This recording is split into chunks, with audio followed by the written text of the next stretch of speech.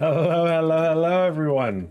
Welcome to our first pilot live stream of Designers Alliance. I thank you so much for everyone who's here right now, everyone who's coming, all those attending from now till the end of the live stream. I just wanted to say thank you so much for, just for being here, supporting the community, for being part of the community in whatever way possible. So yeah, just thank you very much. Thank you. Again, if you want to see some social links in the description below, there's a Linktree link for you to access. You'll be shown all the different social media bits that you can kind of get involved with and kind of connect to. There isn't much right now, however, as time goes on, we'll begin to update it slowly as the live stream builds, as the community builds. There'll be a lot more interaction there, a lot more going on. So yeah, awesome. Hey, good to see Lord Jordinho.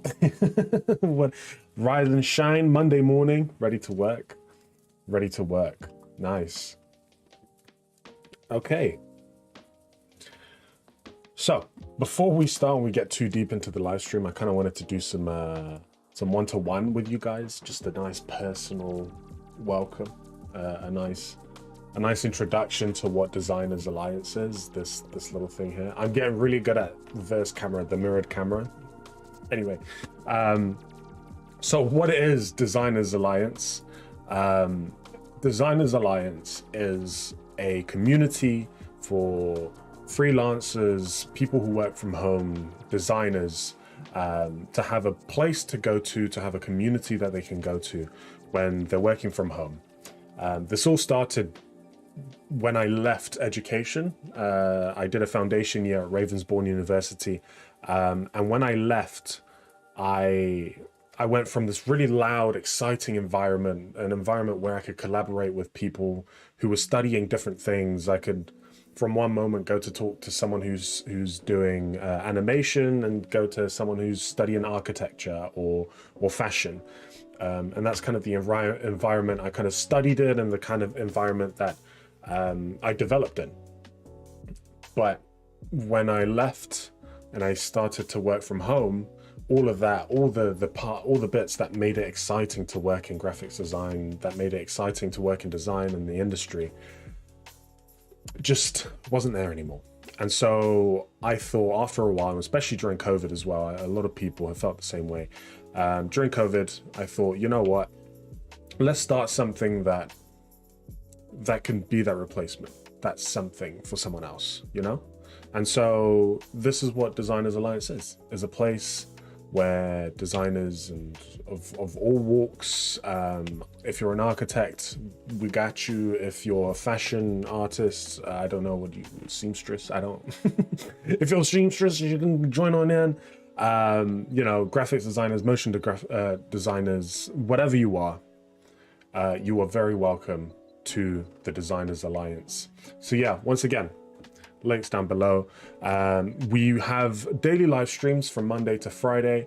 At the moment, the time is 9 to 12. However, depending on interaction, we'll see. We might be able to change the times if you guys find it better in the evening. I'm flexible like that. Though I do prefer the morning live stream, I will be honest. Personally speaking, just for me. Anyway, I look very pale at the moment. I just realized. Anyway, cool. So, right, we are going to just do a bit of work. I got some things I need to kind of do and work out. And then after that, we're going to be looking at some industry news, some designer news. I've picked out a few storylines from 2020 that I thought were quite big, just to catch up. Nothing much has happened in 2023 yet. We're still only on the 16th day of the year, so we're taking it slow. They're taking it slow, which I appreciate. So we're just going to get that done. Just bear with me for a second. Is that better? Yeah, there you go. I don't look so weird anymore. Cool. All right. So cool. So feel free to put the live stream, just have the live stream on in the back. We're about to go into work mode. So that means music is going to be turned up a little bit. If you have any recommendations, any song recommendations that aren't copyright strikeable, I am more than happy to play that on the live stream for you. We'll pretend it's a radio, yeah? And every so often I'll be like, radio. This is Designers Alliance Radio 1. Anyway. So yeah, feel free, make yourself at home, get yourself some water. I don't have my water today. Where's my water? I need to get it. Okay, I'm gonna go get my water. And in the meantime, feel free, make yourself at home. We'll just get ready for that. Okay.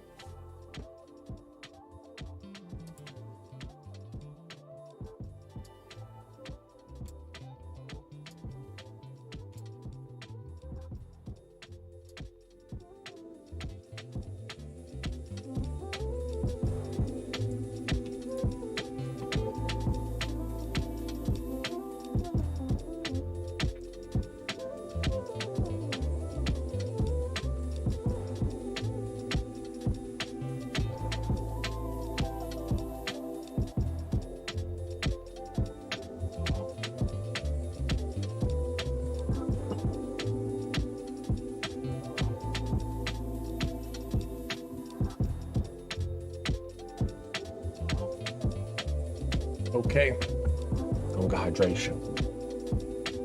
That's all we need for a good day's work.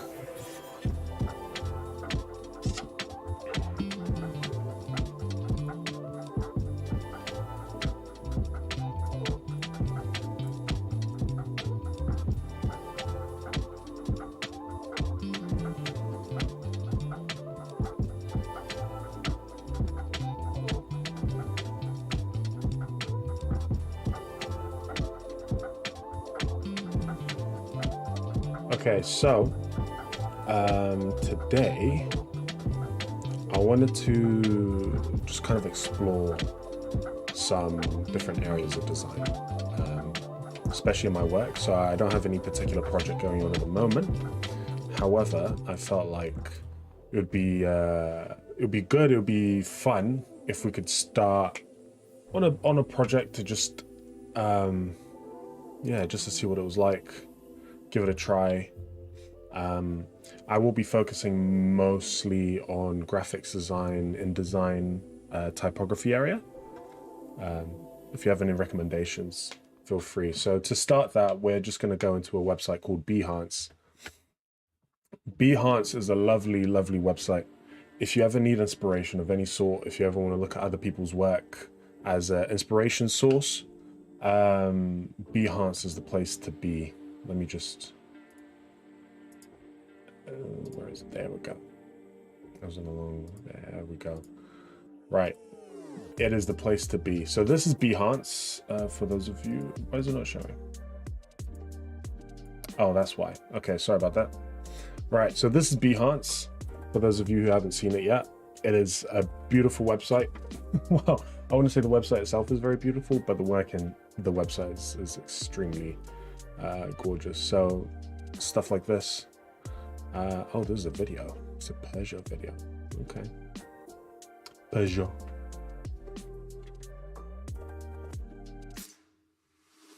And this is some branding for Peugeot.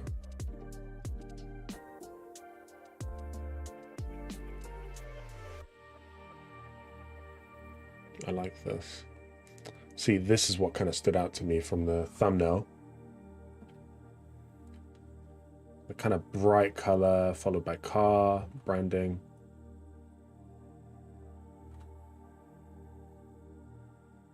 That's cool.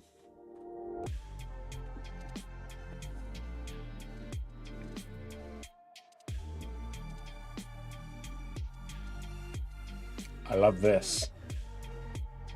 Some design templates.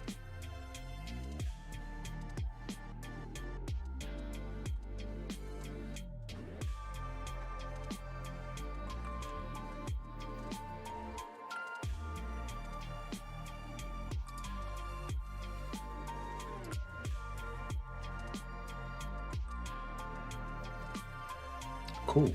That was really good branding. Here you go.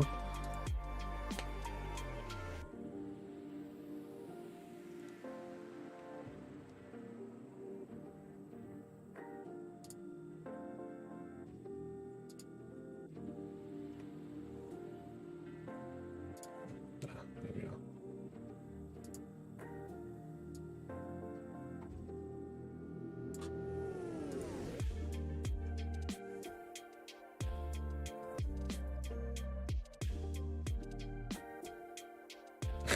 Oh, yeah.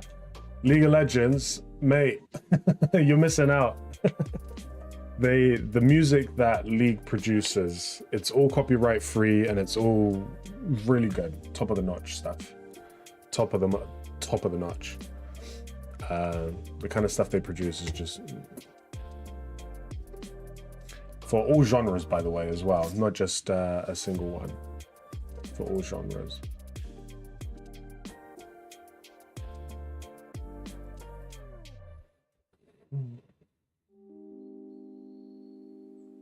Ooh, you see, I've been seeing this. Where'd it go? Where is it? Where is it? I've been seeing what? I like this. It's gone. It's gone. There was only once. They only showed it once. It was on a poster design, but this branding is. It's really nice. I can see that they're using this, the shape, the hexagon. Hexagon? How many sides? I need to go back and count. 1, 2, 3, 4, 5, 6. Hexagon. Hex is 6, right? Someone smarter than me might know. Yeah. You know what? Don't be afraid to Google. Here you go. Hexagon 6.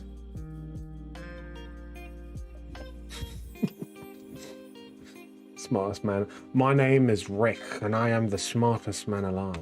Anyway, they're playing around with the 3D shape, which is awesome. And one of the sides, I believe, is transparent. I think is what they're trying to show here, kind of thing. I like this. Playing with perspective.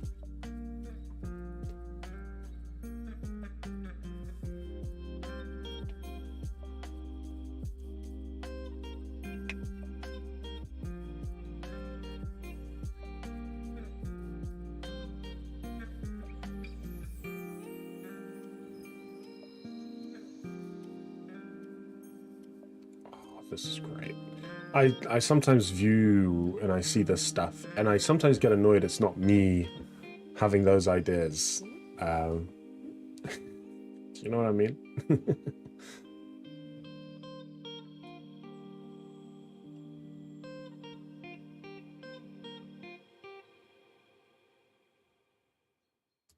You know what? We might let's put on something a bit more upbeat. Let's put something a bit more upbeat.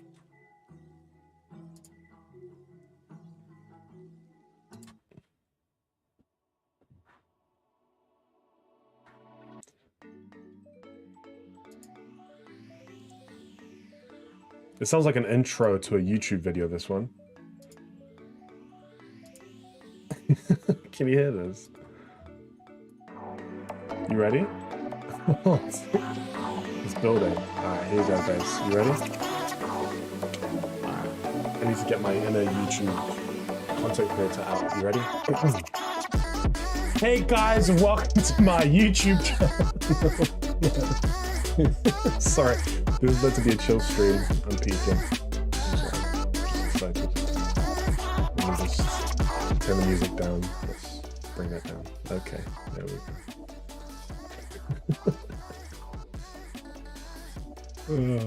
If you were tuned away and just like minding your own business while watching this. Sorry about that.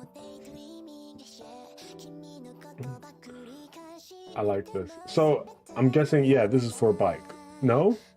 What's this for? Who is Outer the? I haven't been reading. I've just been looking. This is how I used to read comic books when I was young. I used to just look at the images first, go all the way through, and oh, okay, 3D production company for prototyping and stuff. It's cool. But yeah, I used to read comic books by literally just looking at the images, going one by one. Like this.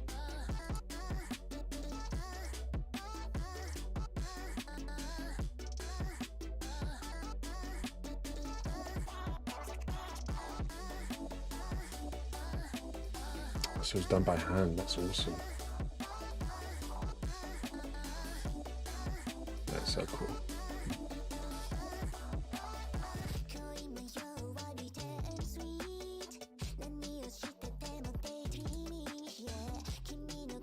Ooh.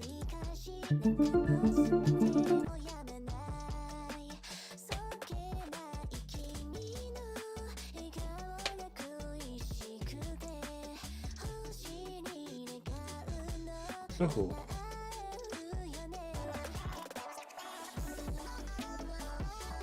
I'm so confused.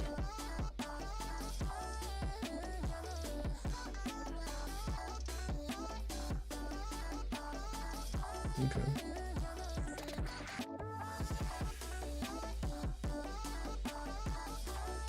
Nice.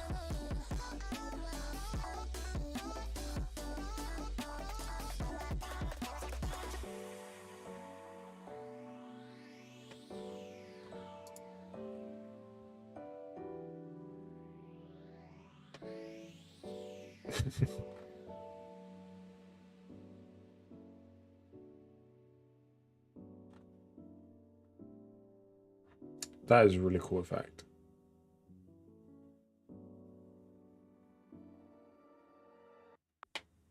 Is that the logo? Is that the logo?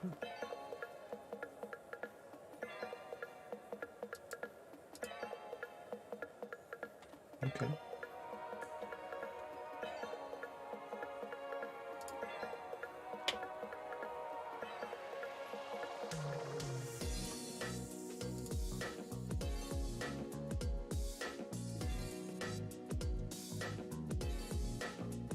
This is, I think, too messy, maybe. Especially this one. But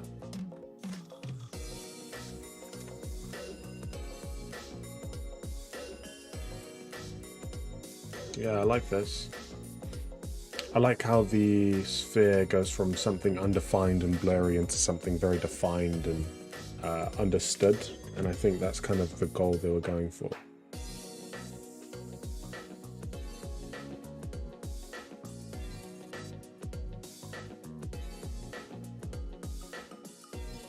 Okay.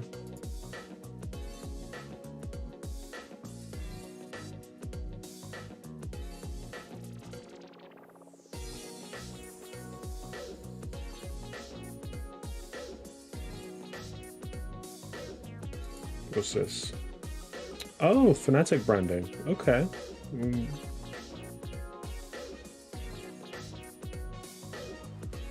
Oh, it's for the new mouse. Okay, okay.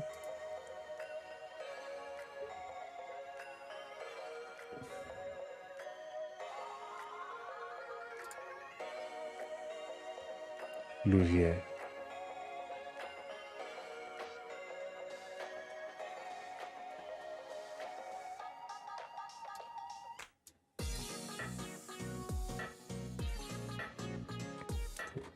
I'm actually gonna have a look at this one later.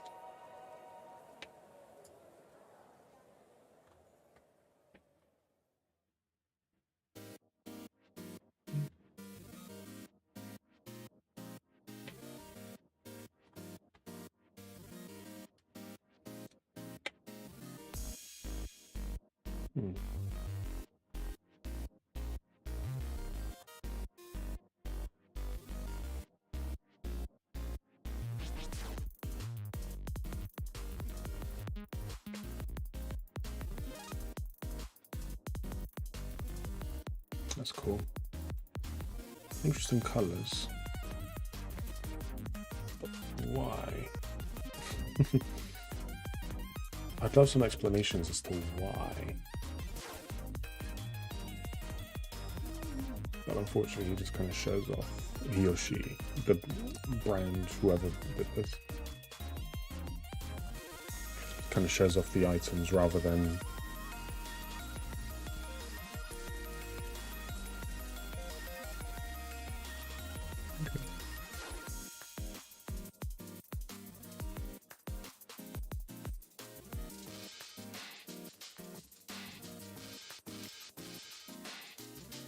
what's this?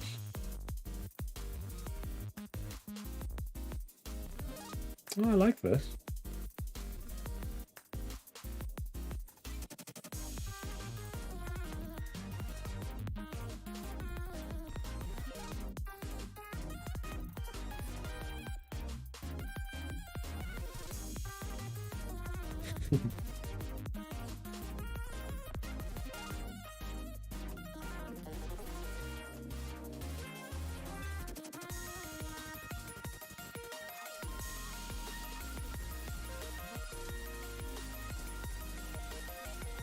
Can't see.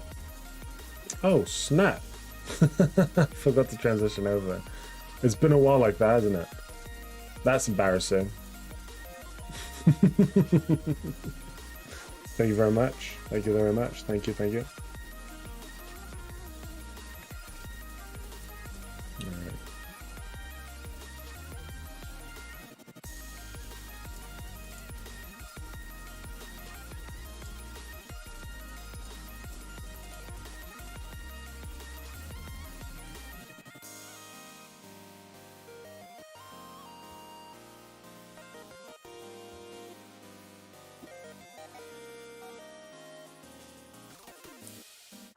I'm still kind of working on the setup.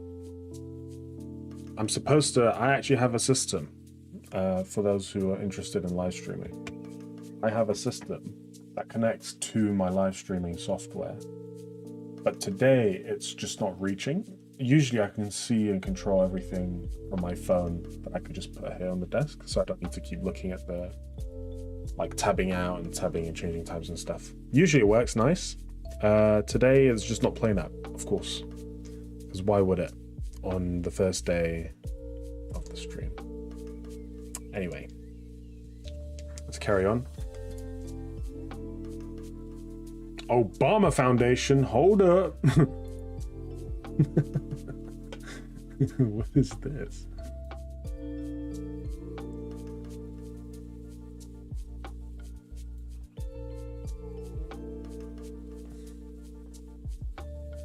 Six months virtual leadership development. Okay. So he's to inspire, empower, and connect emerging leaders from across Europe. Interesting.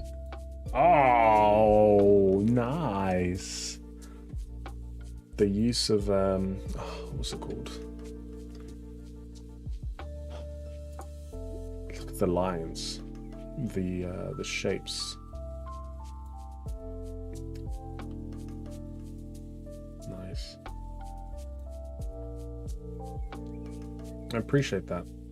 Now I can assume each one, yeah, each one has a shape. That's really cool.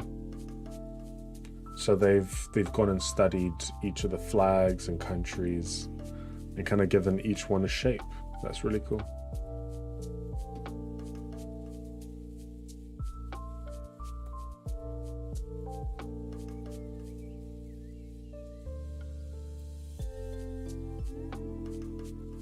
Okay. I appreciate how UK is not here, unless I'm blind. This might just be a European Union kind of thing. If that's the case, fair enough. Oh, heading into... Oh, where's it go now?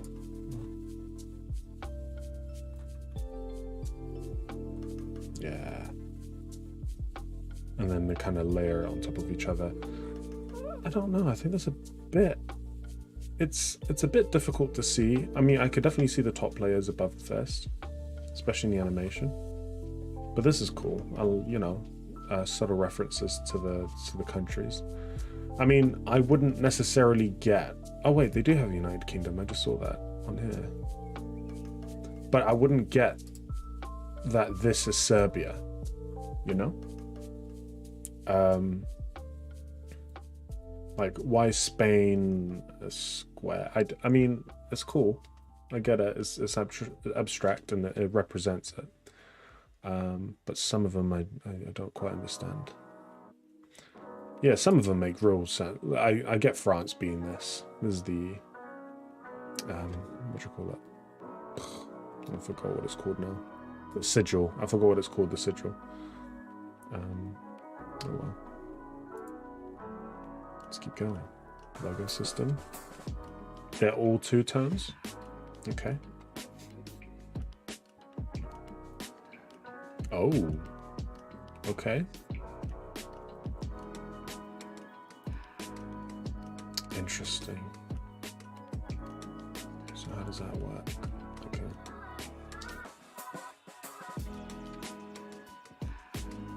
So apparently they have a whole system behind this. So Kazakhstan, San Marino, and Greece. So you just lay them on top of each other.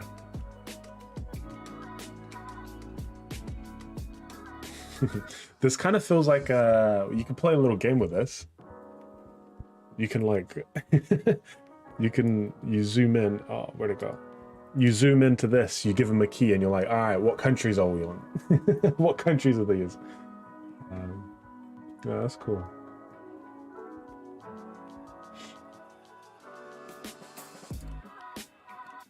I'm guessing, yeah, this kind of shows and represents, you know, countries coming together, unifying to create a cool Gundam, I guess. It does err a little bit for me. It does err a little bit on the side of too abstract. I mean, as a regular person, I wouldn't be, you know, I wouldn't see this and think those countries. But again, it would be very hard to do this kind of thing where you're layering on top of each other the different countries, and for you to just get it, you know, it would be very hard to do. I'm guessing this is the UK. This wasn't at the top before, unless not all of them are there.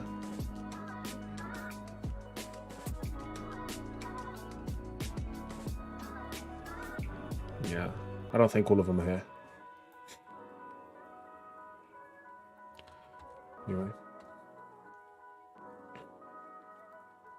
Cool. Oh, you got some paper made out of it as well, and some books. Yeah, this book would slap. I love this book. That's great. You can wear on a shirt.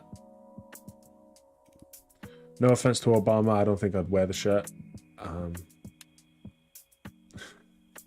I like to be neutral about all things. There you go. Some books or like pads, whatever. Put it in a little bag. That's cool. Face masks, it's a must. I like that. Yeah, I prefer this design over the ones with the colors, maybe. I don't know.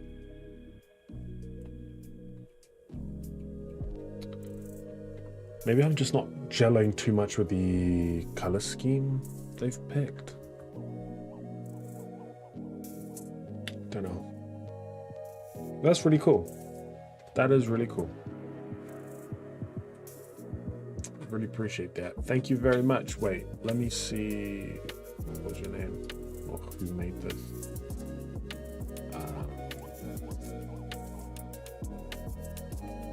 Motion design. Ah, here you go. Nadine and Kinder. Thanks. That was good. Kinder or Kinder? Let's just say Kinder.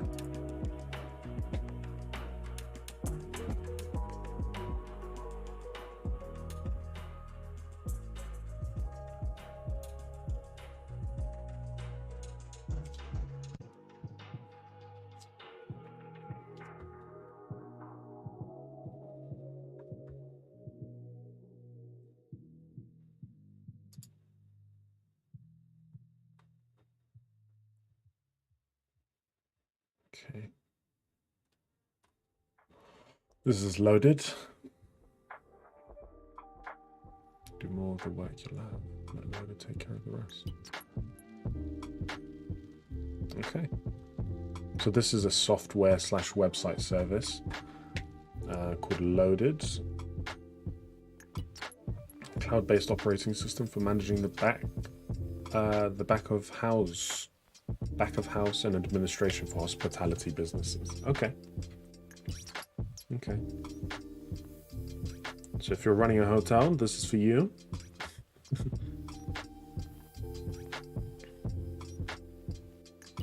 Yeah. Just a quick look at the logo. Having the capitalized L at the top here kind of gives you a place to start. Though, I did for a second think if this was like French or something along those lines, they would have the first letter. I don't know. I just read Delodi at first. I started with the D rather than the L, but then that's just me being a bit.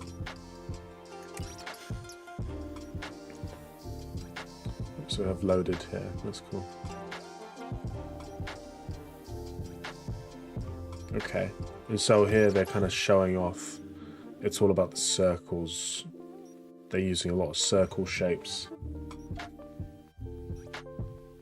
Taking fat L's. No. Yeah. straight lines and circles. That's kind of what they're... Straight line circles, straight line circles. I respect that, actually. It works out nice, especially with this font. But I don't know how well it would look when you start moving into the Ys and the more complicated shapes and the Gs and stuff. I mean, let's have a look. Let's see what they do. Oh, yeah. Okay. Okay. Yeah, it's more modern. The previous branding from the previous one, definitely. I think the logo, I don't know.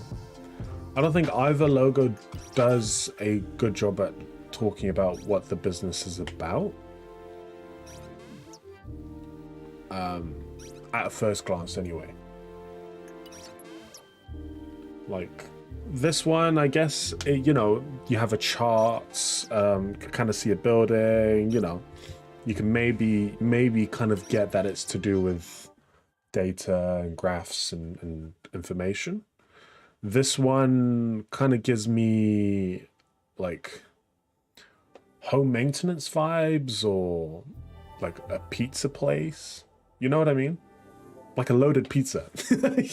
Look, tell me this isn't a pizza place. Look, it's a pizza place. Loaded, inspiring, sick-ass pizza. That's what that is. Loaded. My pizzas, all pizzas come loaded. You know what I mean? They're loaded with that topping. They load it. Yeah, I don't really get hospitality from this, but anyway, let's carry on. I'm not here to make fun out of other people's brandings because I probably couldn't do better. See, I like this. I think they're gonna keep with the design language chosen for the logo across all other designs and illustrations. So as you can see here, this little dude is basically straight lines and circles. There's no curves unless you're making a circle, which is that's fair enough.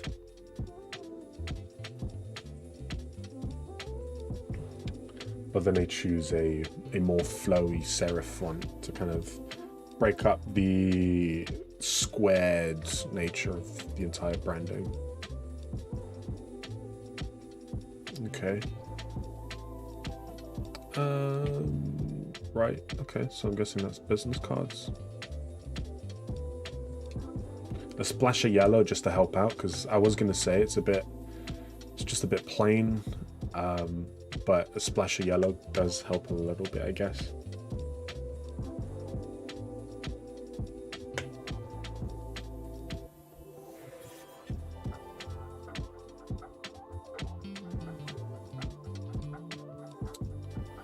This is some of their imagery. Yeah, it's not... I don't know. I don't know if it's working. Especially... Well, the middle post just kind of... just looks a bit plain.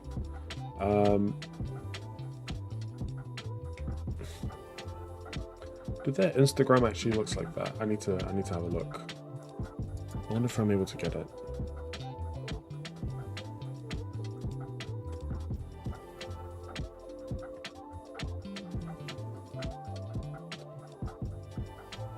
Nope. Loaded reports, is that it? Yeah. Okay, so they're using a lot more people's now rather than just... Yeah, no, okay, that's good. Okay, that's good. Wait, okay, that's better than what they suggested here. That's a lot better. So, that's good. Oh, I need to log in to view the story. Fair enough. Whatever. Not doing that. Anyway. Yeah, something keeps clashing. Especially with the... Yeah, I think that's the problem. I really do think that's the problem. I think the font they've used for the logo isn't anywhere else but the logo. it's literally nowhere to be found. I mean, maybe no, that's a different font on the business cards as well.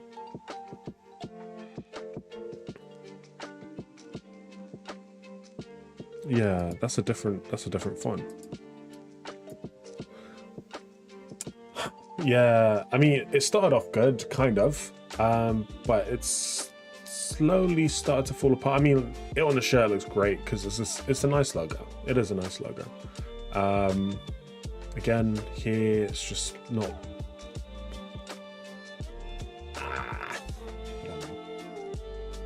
But this is cool. Ah, here we go. Some information graphics. Oh, infographic. Hit me up. Ah, this is like my cocaine. Here we go. I do like it. Their UI is kind of nice. Their ability to use the different colors because of not necessarily the logo, but more of these illustrations here that they've done. It kind of fits in quite nice.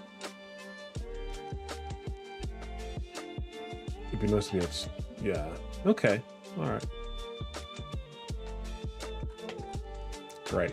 Should I be that one guy? Should I be that guy that just leaves like just actual feedback on the comments? Everyone's just so nice.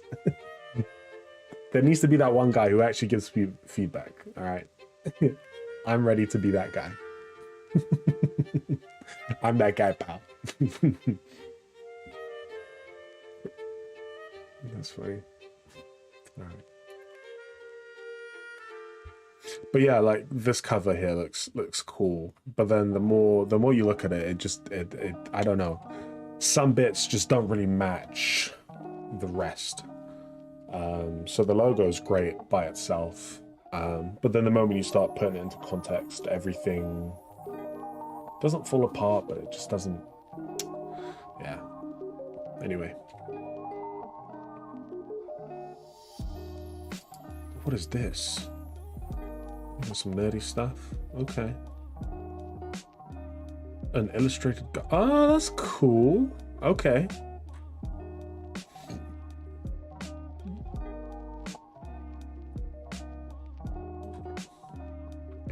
That's really cool. It's like a typographical map type thing, but then with the colors. Yeah. Kind of tells a story. I forgot his name. Whatever. Ah, here you go. That's cool. And you kind of have space for all the text. That's really cool. I like how it's a little bit comic booky. The character's kind of breaking out of frame. That's nice. The texture work as well. A little, the graininess. This is cool. And all of this does look vectors, which I think adds to the art style.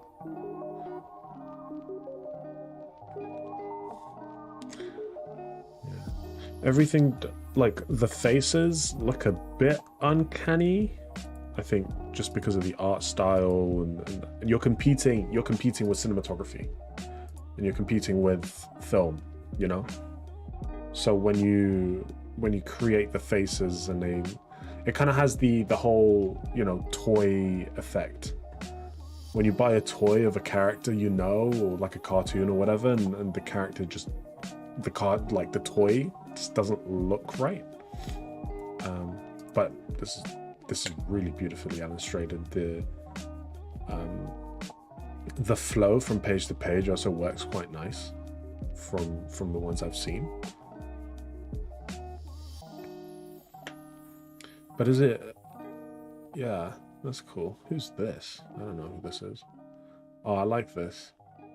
Showing, it's like a little map of Obi-Wan's house. Uncle Ben. Kenobi's home. Yeah. My boy, the Mandalorian. Ah, that's cool. Yeah, no, I think you know, if you're a kid or even a Star Wars fan, I think you really enjoy this. I think you could really get behind this one. Yeah. I love how when it's, even while it's empty, without the text, it still looks full. But when you add the text, it doesn't, it remains open. You can still breathe. The image can still breathe behind the text.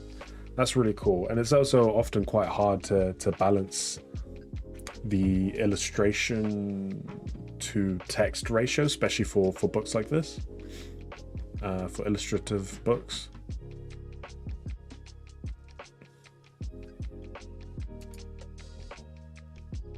Oh, yeah. This is really good.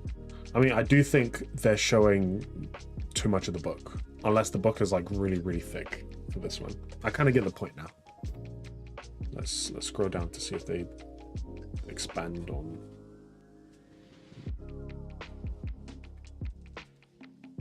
I think they're just showing every single page.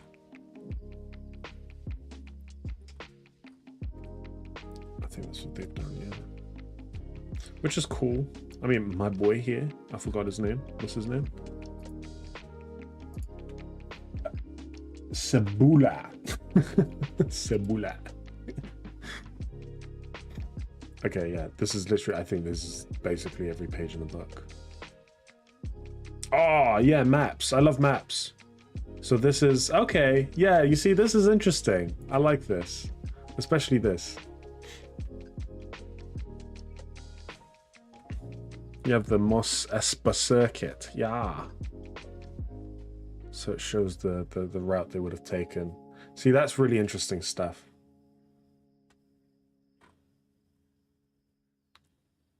And I like how they've mapped it out, especially within the art style. That's cool. That's cool. I like that.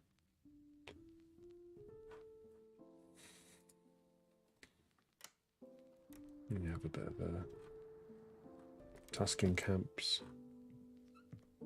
And, okay, here we go. Here you go. You have some line work and some uncolored in drawings and details. It would be nice to see some sketches. I'd love to see some sketches of before. You know. Yeah. Oh, that's cool. I like this image of the book. I like this one especially. All right. Oh, that's cool.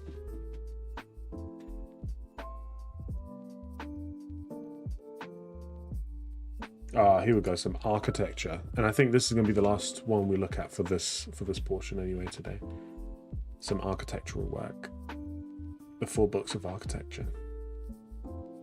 Thank you, Nicholas Rog.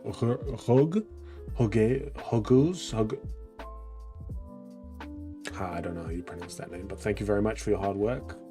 Let's have a look.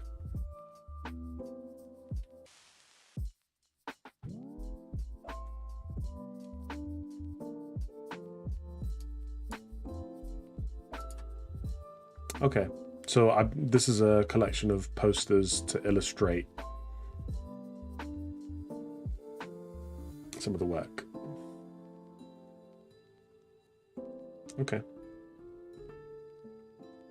And then I'm guessing this is also for the... Okay, yeah, so there's some posters and there's some book covers in there as well, which is cool.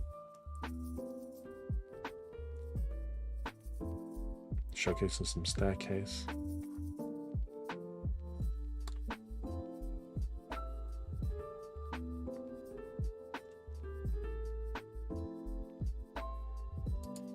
Here's some poster design. That's really cool. Ooh. This is really nice. I mean, I don't know what the text actually says inside it. But I'm guessing it's like statements that he has during his book. It kind of looks like a Scrabble game board. Oh, sure. But I like it. I like the color scheme is well, I wouldn't say basic, but I think it does the job actually. Especially because in architecture and technical drawings, you see those colors, the white, blacks, and reds. yeah, you can get the greens and the blues and stuff, especially when you start getting a bit more. But a lot of times you're only using the black and the white to portray all this detail, which I've always found fascinating about architecture and technical drawings, how you're meant to portray so much in so little, with such a limited color palette and tool. But they do a really good job at it. Nice. Short and sweet. I like that. Okay, so we're gonna take a small about 5-minute break or so. In the meantime, enjoy the music. I will be right back. Just gonna get some, I was gonna say more water, but I don't need the water. I just need a little break. So we'll be right back. Stick around, and then when we get back, we will be what are we doing? What are we doing? All right, cool. Yeah, we're going to be covering some industry news when we get back. So don't go anywhere. Don't go anywhere. Stay tuned. All right. See you in a bit.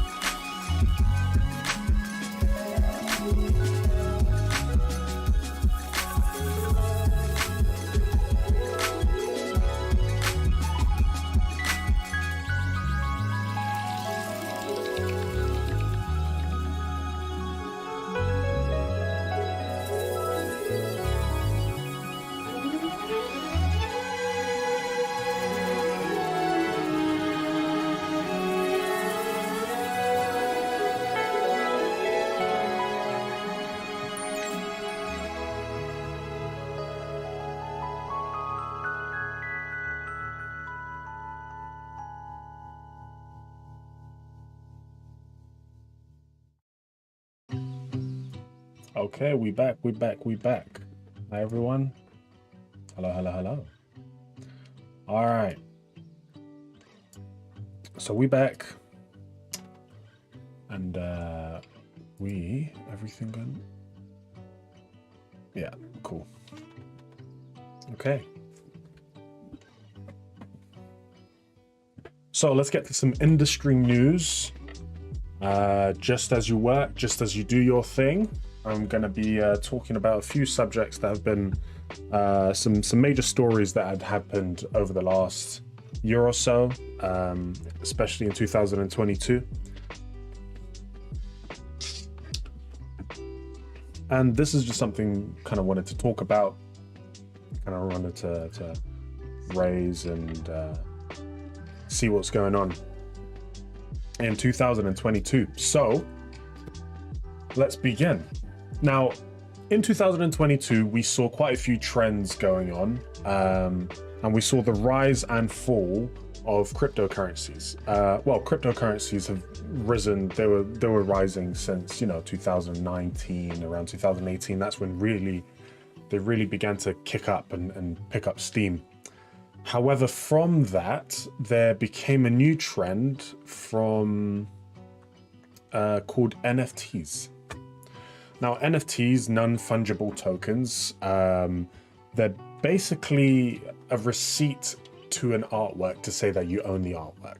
So people kind of saw this as an opportunity, and it was part of this new movement as the new Web 3.0. Basically, some new technology to kind of dictate that came along with cryptocurrencies and that sort of thing. To dictate who owns what and kind of digital goods and digital ownership. And that has caused a few issues, one of them being fraud and fake NFTs. Now, NFTs, they kind of popped off with the monkeys NFT, right? Hold on, so let me just get it all kind of popped off with the monkeys NFT, and I never went to the wrong slide, and I never really understood why. Never really understood why this got really popular, and it did. You had NFT programs as the Yacht Club, and let me just not be biased in this part. Let me just not hate on NFTs for the sake of hating on NFTs. I think NFT as a technology has potential. One example that was used when NFT started doing its thing was the fact that as an owner of an NFT, you could become part of an exclusive club that has a say in certain things. So as an example, let's say a game releases an NFT, and only about 100 or so people buy the NFT. Those 100 people get a say in kind of what happens with features, and you kind of create this exclusive club that you can buy into. You have an NFT to kind of show that you're part of this club, but it was never really about the artwork. You kind of got an artwork as part of it. So like a skin for a gun, for example. That was always something that could be fun to use, kind of something to do. However, it never got to that part before people started using it as a scam. It never got to that part before people started using it as a get-rich-quick scheme. And if anything, since COVID, the whole get-rich-quick scheme from your desk has only ever, has only increased. And so NFTs has really been a part of that. And one of the things is fraudulent work. Now, what NFT bros decided to do, and they started to do, is get other people's artwork and begin to share it. Like this report says from Wired.com, this artist here she posted, "Sometimes I like to pretend my blue and purple hospital bruises are like galaxies." And this is her artwork, right? And it's about her experience. However, she soon found out that this artwork here was being sold as an NFT. And so you get the issue of NFT artist, and she isn't the only one. This is across the board. You have people, taking screenshots of anime and selling them as NFT. You have people taking screenshots and maybe just changing the color of a single thing and making it an NFT and selling it off for however much. And it's it's illegal, for one, because they're making money out of someone's work that they don't have permission to use, that sort of thing. And that's really kind of plagued the art industry. That was one of the big attacks that the art industry kind of had last year, where people's artwork were just beginning to be stolen, taken. And the only way to really combat that is either firstly, you need to know that your artwork is being stolen. And that's almost impossible. The internet is a wide and huge space. And to know that someone's just using your work somewhere out there is how are you ever going to do that? How are you ever supposed to know that someone's taking your artwork? Especially as a lot of these trades and NFT deals, a lot of them are also run in private Discord servers. And so how are you ever supposed to know that someone's out here stealing your work and selling it off? And as an artist, that's damning. It's bad. It's bad because you're spending all this time, you're putting your emotions and effort behind this painting or this art, and people just come around and just kind of take it without permission, without giving you a cut. This is the thing, it's supposed to be one of the benefits of NFTs, because the NFT, whenever you sell the NFT, it kind of keeps a record of all the previous owners. And for example, you make an NFT, you sell it to someone. If that person then goes on to sell it to someone else, you get a cut from that sale, which guarantees you as an artist a longitude, a source of income from the artwork that has been sold. And even though there's only one supposedly out there, you're always able to make money from sales going forward. And that was one of the things that people who were developing NFTs projects and doing NFT projects, that was one of their selling points, that artists could keep making money from their own work.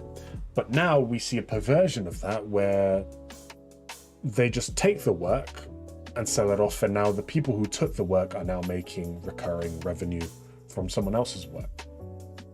And so something that was meant to be helping the artist is now bad. It's now a bad omen on them. And again, the only way to kind of stop someone from taking your NFT is, one, by knowing that they're taking your NFT work and they're taking your work and selling it.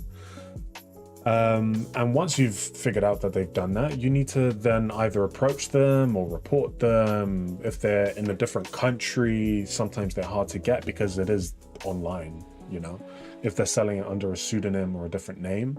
If it's their own NFT project that they're running rather than one that's hosted by someone else, it just becomes a very huge mess and a very tough fight for artists who might be struggling already. And that's not something that they have time to go after. And so that was one of the trends that kind of hit 2022 quite hard, 2021 especially as well, where artwork was stolen for the sake of some get-rich-quick scheme frauds. So that was unfortunate. Now the next one is all about AI. So let's transition over to that one. So another big hit to the art industry and the design industry was in fact AI art. AI has recently received a boom. There is a company, I believe it's called OpenAPI. Is this? No. OpenGPT, sorry. There we go. Now, OpenAI is a company who's owned by another company, But basically, they work on AI. They work on AI. That's their main thing in developing AI. And they've developed an AI called Dolly, that can produce works of art based on prompts, right? So if we just go over here and just try, that's ChatGPT. I want to try Dolly. Anyway, so there's Dolly, right? Dolly, and they can go and create artworks by just using a prompt. So you type in picture of a dog in the style of Michael D'Angelo. And the AI is trained on that, and it kind of produces the work. Now, the thing that kind of gets the way that this attacks the designer's world, and we'll cover all the bases and kind of some of the points. The first one being an AI has to be trained, okay? An AI is not a self-sufficient being, so it can't learn new information by itself. You have to kind of feed the AI, and only then can the AI actually learn and respond to that, right? So designers began to ask questions like, hey, you're trained in art, but whose art are you training it? Who's training the AI? Whose art? Now, initially when this was first released, and Dolly, and not just Dolly, a whole bunch of, again, this is a whole movement across the industry. It wasn't just Dolly, there's a bunch of other AI trained machines that can kind of produce images. Some are better at other things than, but Dolly being the most popular example at the moment. And they began to ask the questions, and designers began to ask the questions, wait a minute, who are you using, whose art are you using this for? And it became very apparent when there was a trend on Instagram that recently came up.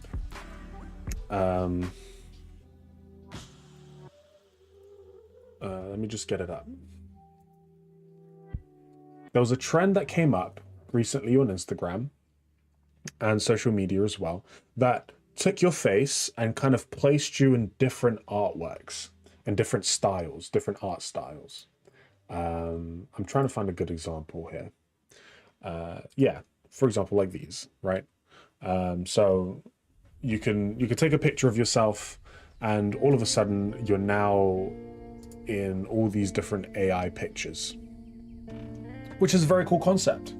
It's very cool. It's something that everyone loved and everyone started to use, until they've realized there was a little artifact on the bottom right of the images. No one knew what it was. No one knew what it looked like. Let's see if it comes up. Probably not. Anyway, there's a little squiggle on the bottom right of a lot of these AI generated images. And upon further research, not by me, of course, by other people who have more time than me, they found out that the AI was being trained with people's work. And because it's trained in people's work, every single work that they put into the trained software, into the AI, had a signature on the bottom right. And so every picture that was produced by the AI would have a signature on the bottom right, because that's the only thing the AI knew. If every single picture had that, that means every single picture needed that. And so AI images kept coming out with signatures at the bottom.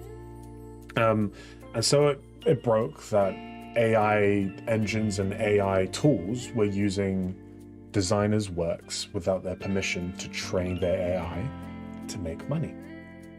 And so again, another attack on the design industry where artists' work were being used without their consent to a project that a lot of people, and especially designers, didn't agree to.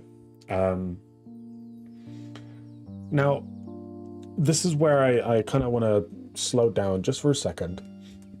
And I kind of want to talk about the need and the use of AI in modern day, right? This new technology has been released. It is a very powerful tool. And it is something that puts a lot of weight and a lot of puts a lot of weight on freelance shoulders and artists all around the world, right? And so the question becomes, is AI art ever going to replace artists?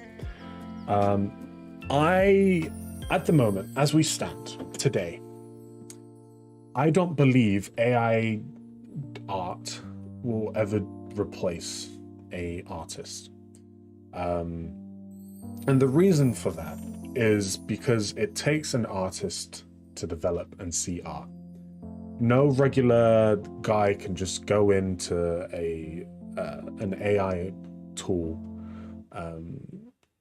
type in a bunch of words and get the perfect image. AI will never be perfect enough, and it will never have that human influence. It will never be that good to the point where humans can, it's indistinguishable from humans and computer AI work. And so it takes an artist to grab what the AI has produced and make it into something that's actually good, and make it into something that's actually acceptable to the human eye. And so even though AI art is kind of hitting a few of the corner points, it's the similar movement to what we saw in manual labor recently. Well, recently, I say in the early 2000s. I remember in the early 2000s, especially in London, for example, London stations, you couldn't buy tickets without the ticket booth, without going and talking to a person and saying, "Hi, I need a ticket, please." And they would go and print the ticket. A lot of times I would say, "Hi, I'm a 12-year-old, I need a child ticket." And they'd be like, "No, you're not. Stop the cat." I'm like, "Ain't no cat." I promise. But yeah. And so, and they eventually were replaced with digital booths, digital things that, ease the process of buying and purchase a ticket. And so a lot of people were made redundant because of that movement. And this might be a similar thing, where technology is improving to make some parts of the job easier, to manually to automate some parts of the job. Now, some people might disagree, and this is where we start getting differences of opinions and all that sort of thing.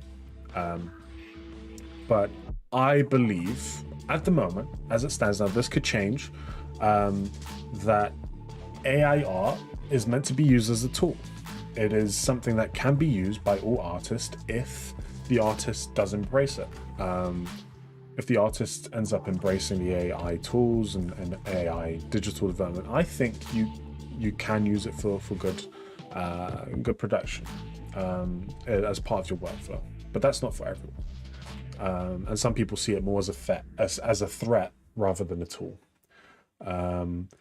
But one lesson I've learned from doing this for just under 10 years is that technology comes and some stay, some goes, but the world won't stop around and wait around for manual labor. There's a reason why IKEA is the size it is. People moved away from handmade furniture to IKEA furniture, machine-built furniture, because it was cheaper, it was easier. And so my recommendation is maybe don't take the whole AI-generated art personally, but maybe try and adapt to what the world gives. Okay, so that's that story. And the last kind of thing I wanted to talk about is just a little ew thing that kind of annoyed me last year. Oh, I just closed it by accident. Oops. Oh, I need to get it up now again. Apologies. Just give me a second.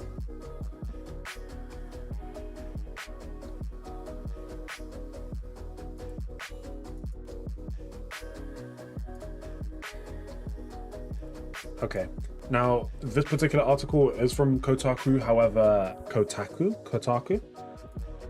However, it's more than that. Everyone's reporting on it. This one's just the first one that came up because I just closed the tab I was on. It was a different website.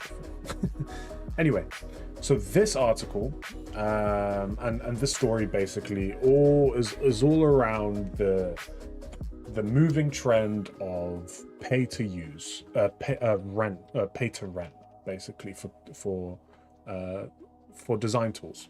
So in the 2010s, early 2010s, Photoshop moved from a outright buy kind of work. How do I do it? A business model, outright buy a business model. So you could outright buy a Photoshop software and you can keep it and do whatever you want with it. And they moved into a buy to use a rent scheme where you pay Photoshop for the right to use you pay Adobe for the right to use their software. This is a bit problematic. It became a bit of an issue because stop the cat. Sorry, I just that comment threw me off guard. Anyway, it changed the dynamic of and the relationship between Adobe and designers, and it's not just Adobe, it's a bunch of other companies, architecture. I believe SketchUp now is a rent type scheme, and a whole bunch of other stuff. And alongside with that movement, before then, Pantone, the company that produces official colors. So if you ever want an official color, you go to Pantone. Here's their website. Using Pantone colors is really useful. You are able to, if you're producing something, printing a book, or designing software, programs, whatever it is, having a Pantone code that you can reference is really good for to keeping colors consistent across projects, right? And so this is really good. However, recently and previously, the Photoshop and Pantone were just automatically aligned. There was no issues between using the two kind of softwares. However, in late 2022, Pantone decided that they wanted to charge people to use their colors in Photoshop. This doesn't mean that the colors you can't use it if you have the hex code or whatever. I'm sure you could put them in. But all of a sudden, it now became another fee that designers had to pay for. And it kind of follows this trend of designers having to pay monthly rent, pay a monthly fee just to be able to design. You now have to pay a monthly fee just to be able to open Photoshop and to use it. You now have to pay a monthly fee to be able to use the specific colors from Pantone. You have to now pay a monthly fee for etc., and the list keeps going. And if you want to be a freelance designer, the list now of pay monthly subscriptions and the subscription services that you now have grown exponentially. It's massive, and that's on top of living, that's on top of entertainment, that's on top of Prime subscriptions, Amazon, Netflix, whatever it is. And this is just another thing on top of another thing on top of another thing, and this has become a growing issue, and not just in the design industry, not just in Photoshop, but we've seen this across all industries. In the gaming industry now, there's a service called Xbox Game Pass. At the moment, it's a really good service. You pay, what, £8 a month, £9 a month, or whatever it is for Americans, and you get a whole bunch of games, right? However, if you stop paying the subscription, you lose access to all those games. Makes sense.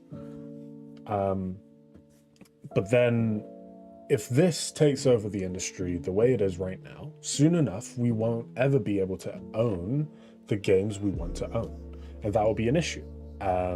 The same thing with movies and music and film. If you wanted to watch a film, previously you'd go to HMV, you'd go to a music store, a film store, you buy the DVD and you just have it, right? You have it, you can watch it whenever you want. Nowadays, with things like Netflix and Prime, you have to pay a monthly subscription. If you're not paying for it, you lose access to all the films that you once had. And regardless of how many months you've paid for it, they won't go easy on you. If you miss a month, you can't watch their stuff. That's just how it is, flatlined. And it gets into the issues of contracts change and films change and licenses change, where one day you had the ability to watch How I Met Your Mother on Netflix. And then from one day to the next, all of a sudden, licenses change, studios say we want to show, the service somewhere else, the show somewhere else. Then you no longer have access to that show that you once used to be able to watch. And this is the same thing as what's happening with the design and Photoshop. One day you're able to use Pantone colors all across your software, free of charge, and you're able to have this collaboration with all the other people. And all of a sudden, that feature that was once part of the software package, is locked off behind a paywall. And this is just a worldwide trend where it's the ownership of software and digital goods doesn't exist anymore. It's very rare. And it's sad. I personally think it's very sad. But everyone to their own. But what do you guys think? What do you guys think of the whole move to rent to use software? What do you guys think? I'm from a world. I never owned a Photoshop, technically speaking. I was too poor and broke back then. I was about 12 when I first started using Photoshop. And my parents were definitely not going to spend like 200 or whatever pounds it was at the time to own Photoshop CS4? No, 3. Was it? No, it wasn't 3. I'm not that old. It was like 5 or 4. And so I just discovered what torrenting was at the time. Of course, I don't pirate nowadays. It's fine. I'm legal. Both in terms of software arrangements and also my status as a citizen, I guess. I'm not a citizen yet. But easier buy-in for students. That's a good point. It is I guess, yeah, that's a fair point. Yeah, like I said, yeah, when I was younger, I couldn't afford software programs, and so I had to pirate if I wanted to do anything. Yeah, that is also a good point. That it I guess it becomes cheaper, but over the long run, I guess it doesn't. So easier to enter, but once you get used to it, it's really hard to get out, I suppose. But yeah, no, that's a fair point. That's cool. Yeah, way too expensive. I could use, Photoshop CS6. I used it for 5-7 years before the CCS or the Creative Cloud came out. I used Photoshop for, even not just Photoshop. I used a whole bunch of stuff. I had the creative pack. I forgot what it's called now. And that was a one-time thing. And I used it for 7 or so years. And I'm pretty sure within 7 years of doing that, if I had paid for the Creative Cloud edition of those software, I would have spent maybe more on the same thing. But the nice thing is, actually, I will say, the nice thing is about the pay to, well, rent. What do I call it? What's the official term? Someone help me. It's the rent to use, whatever, pay to use, pay to borrow. What is it called? I need help. That system is good because you get free updates. You get well, not free updates. You get updated software, and so whenever they release the big patch, whenever they release a big fix, it's not locked in. It's not locked in. So that's always a bonus. That's always a plus. So your software is always updating. It's always flowing. If there's issues with bugs and security and stuff, it's always kind of being fixed. Yeah, for design software, it does make a little bit more sense. But you do have some companies have started locking off features behind monthly subscriptions for physical software, for physical things.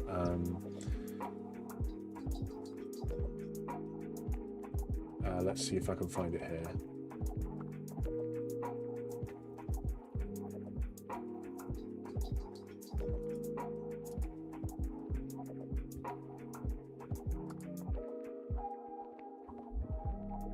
Yeah, here it is. The Verge reported on this. I don't know if they were the first. So BMW started selling heated seat subscriptions for £18 a month. That okay. That, when I first heard of that, I was like, you gotta be kidding me. That's a lie. That's a lie. And they started selling subscriptions. BMW actually started selling subscriptions for heated seats in several countries, right? And so for a year, £180 a year to keep your butts warm. You could pay 3 years for 300 or unlimited access for 415.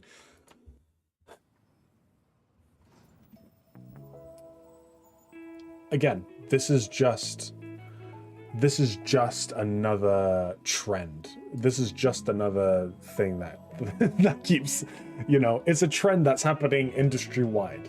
You see that in software services, you see that in video games, you see it in cars now, manufacturing, and soon enough you're gonna have to pay monthly for your water bills as well. I bet you won't be able to pay it once off. Just watch. In like a few years' time, you're gonna have to pay monthly for your water bills. How insane is I'm kidding. Yeah, so in countries, here's some of the countries: UK, Germany, New Zealand, and South Africa. You know what you should just get? Perpetual licenses. Back away. Yeah. It's insane. The world has gone mad. And we can thank capitalism for the mad world that we have created. And look, I can kind of see. Okay, so here's the thing, especially about cars, right? When talking about cars, you have, let's look at electric cars. They tend to work a lot more differently to just real cars. Well, real cars. Sorry, electric car fans. They tend to work a lot more differently to motor cars, right? Because most of the processing, most of the driving is done digitally, and so a lot of the motors and motoring and processes happens digitally in electric cars. With motor cars, it's all analog. It's a lot of engines and fueling, and we have seen a lot of digitizing of cars. So the dashboards have now become digitized, steering is digital. However, with electric cars, it's a lot easier to upgrade and create features post purchase, right? So when you're in a car, like Teslas nowadays, the Tesla's just parked in your garage, and as long as it's connected to Wi-Fi, overnight it will just receive a car update. And the next day you wake up, you go over to your Tesla and it says, yo, I could now do this. I couldn't do this before, but now I can. And there were several cases, one of them being they were able to optimize the firmware, they were able to optimize the motors that ran the Tesla cars and actually make it go faster and accelerate better and be more efficient. And that was an update that came out to the car post-purchase. So you already owned a car, and all of a sudden now it can do something it couldn't before. Another example of this was actually when, I don't know if you guys remember,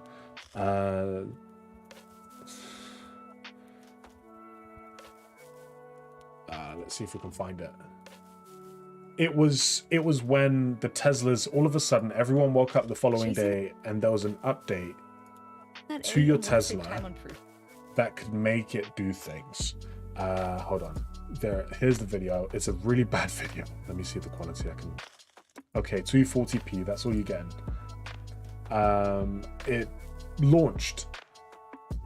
The update was launched out, and overnight everyone could now make their flashlights do this fun thing, and there it is. They can now make their doors open as part of this thing. It's playing music. It's this whole fun, the doors are opening and it's just doing closing and ooh, who's she? You know, it's just doing all this weird flappy motion. Right. You look at it, generally speaking, that's useless. Right. And so I kind of see the fact that for instances like this, it makes sense, right, to have a monthly charge. Almost, because you have engineers working in the background to make sure your car gets updates, to making sure your car kind of receives new things. But again, it's an optional thing. You pay the car and you get the stuff that comes with it, and then whatever's new, you can pay for then, right? And I think that's how it should work. If you release the car, release it as it is, and whatever's new, if you want that new feature that they've just developed and spent time developing, you can pay for it, a once-off fee for the feature. But that's not where we're going, because there's a lot more money in monthly subscriptions. So if you pay us monthly, we will give you this much. We'll work on some stuff in the background. We'll make sure your butt is warm. And again, the whole feature has kind of been perverted into something that just makes BMW more money, because the car came with the feature. The seat warmers are in your seats at the time of... What's going on the screen? The car came with the feature at the time of download, right? At the time of purchase. You bought the car from the dealership, whatever, you drove it home. If you were to rip up the seats, the seat warmers would be there. But that feature's locked up behind a paywall now because money. So yeah. So that's some of the industry news. This is some of the few things that kind of came up last year that I really kind of tickled my pickle, I guess. No, oh no, pause. Wait, no, hold up. some of the news that kind of yeah, just kind of did their thing last year to either help or destroy the design industry. So yeah, cool.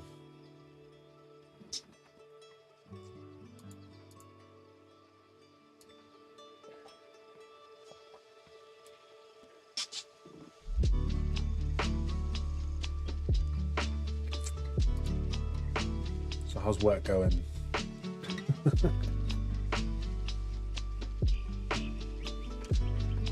Hey, yo, Paul, I'm telling you.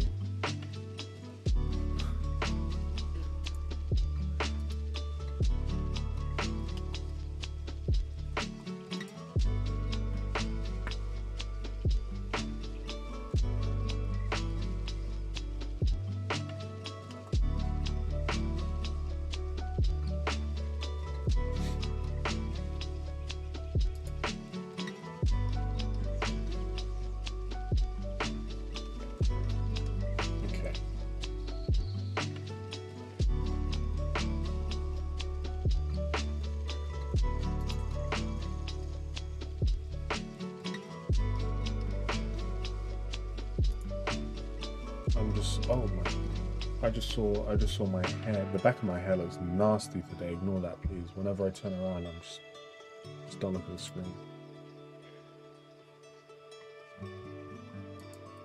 Aye.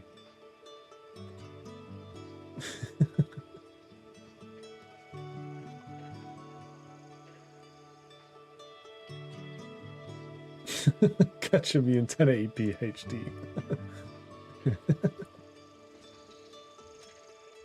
It's good stuff.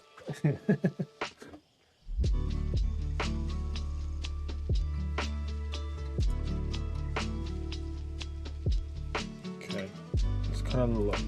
I had some stuff in mind today. Let's see what we've got.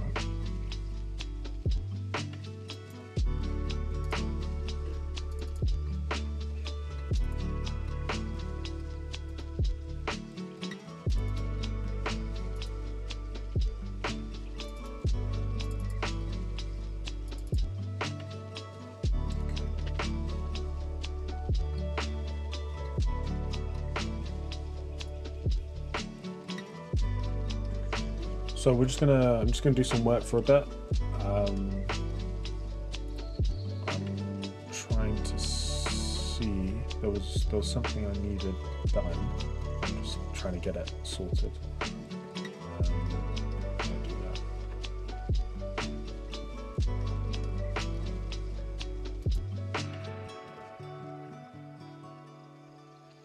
Just bear with me for a minute.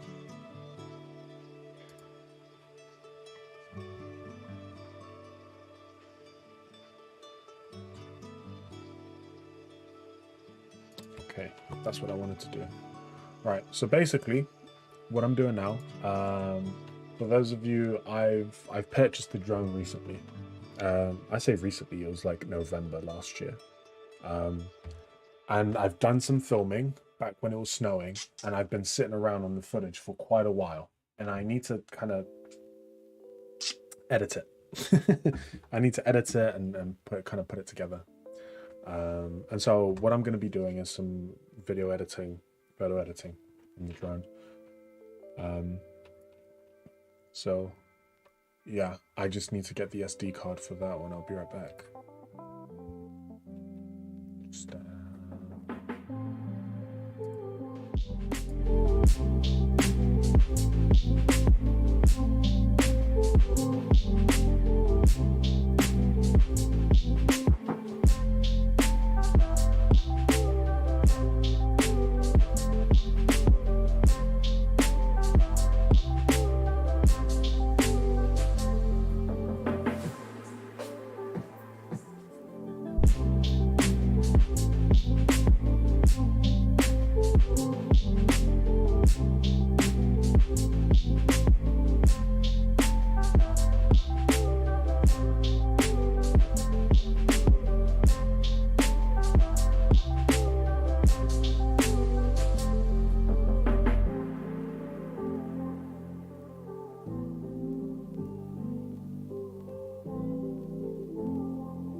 back.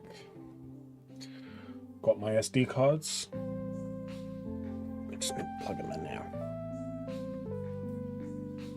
Just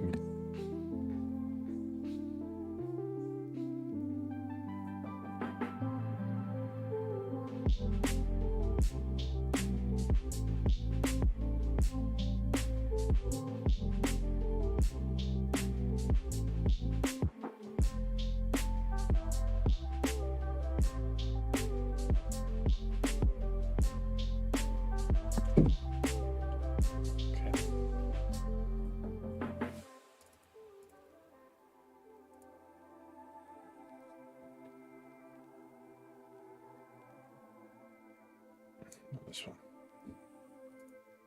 It's the other SD card.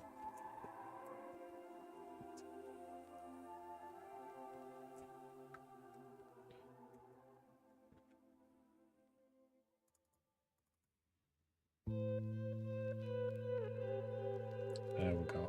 Right, so this SD card is where I got some of the snow time footage when it was snowing. Let's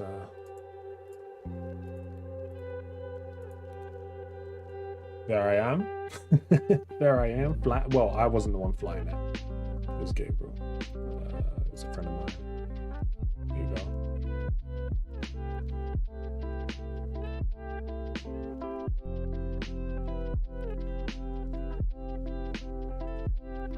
Is this where I do free flying? No. Yeah. Look at that. Look how nice. Oh, wait. There you go. Transition of view. There you go.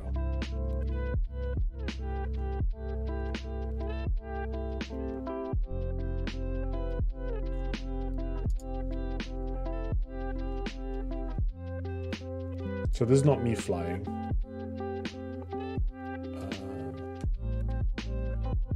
Let's see. Is there other ones that I was...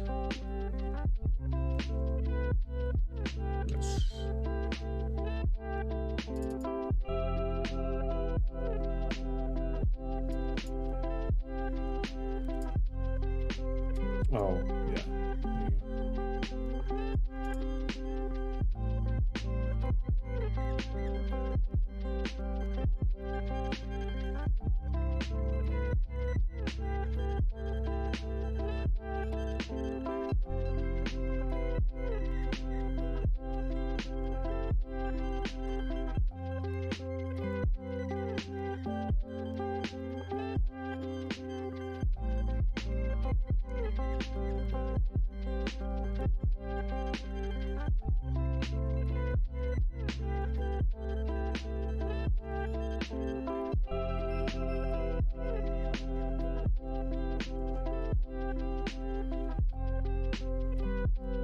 Still working on my ability to actually make the drone fly look good.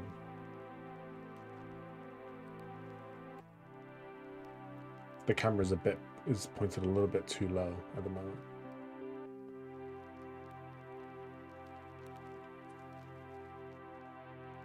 Cool. But I'm looking for one shot in particular.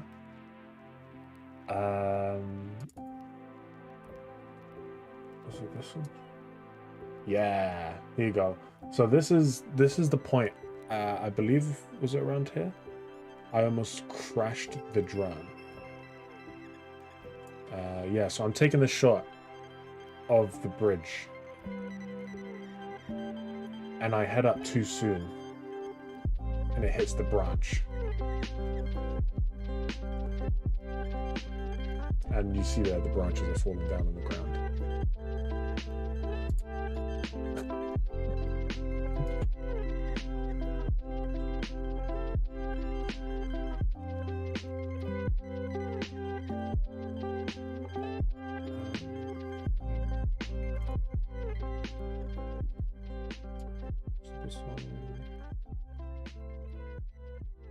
Yeah, nah. In fact, I've crashed it multiple times. Oh, crashed it. No, yeah, I've crashed it once, like a big crash. Wait, let me actually, you'd be able to hear it. Hold on. Let me skip forward. You'd be able to hear the noise it makes when it hits the tree. Let me just pause this on for a second. Sorry, everyone, audio listeners. Let me just make sure it's coming out of the system. Can you hear it? No, you can't. Why can't you hear it? Hold on. Let's put the music back on while I try and figure this out. Give me a second.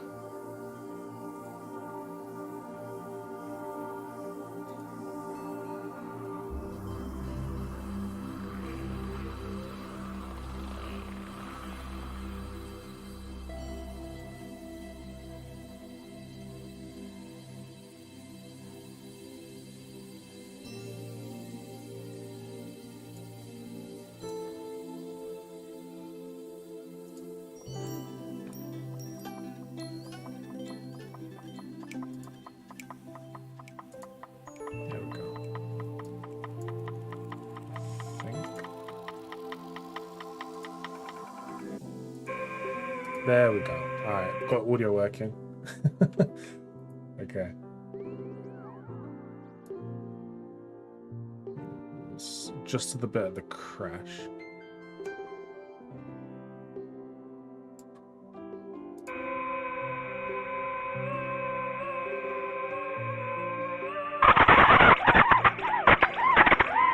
God, so sorry you had to go through that.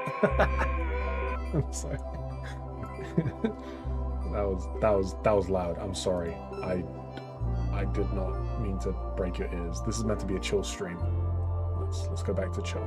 Let's just go back to chill. But anyway, yeah, that was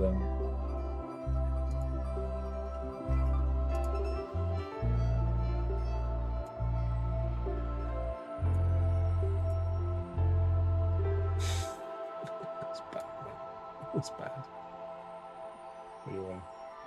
So yeah, I need to edit. I'm basically gonna edit the footage, kind of put it together into a little highlight reel. Because who knows, maybe at some point in the future I could use it as to do some fun projects. That's the goal, really. Apart from the side of it being just a fun toy to play with. A really expensive fun toy that I almost broke already. But in fact, even despite all of that, the motors and the actual drone itself, I haven't had to replace the propellers. And I've hit trees twice. And I've actually crashed it into the bush once in the New Year's Day, actually. I ran it into a tree and it fell onto a bush and I couldn't find it for like 30 minutes.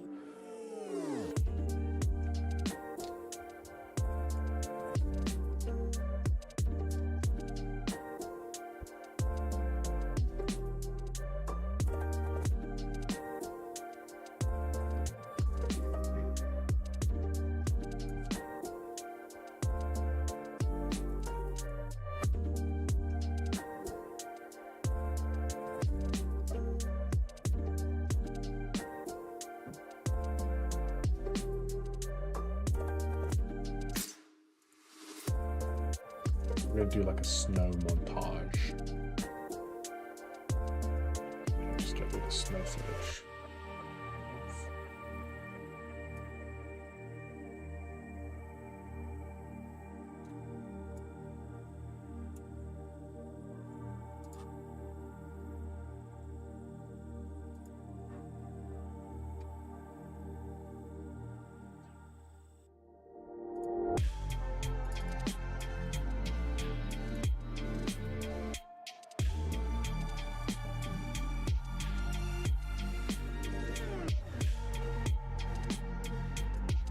Okay, this is going to take a minute.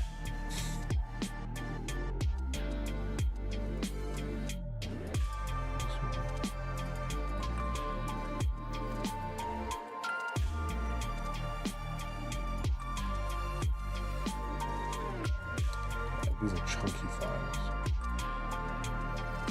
I think the first one's 3 gigabytes, second one's half a gigabyte, 3 gigabytes. 2 gigabytes. And they're not too long, the footage.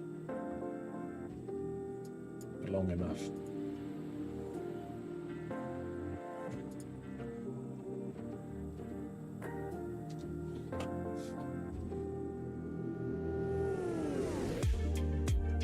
I need something that's high transfer speed.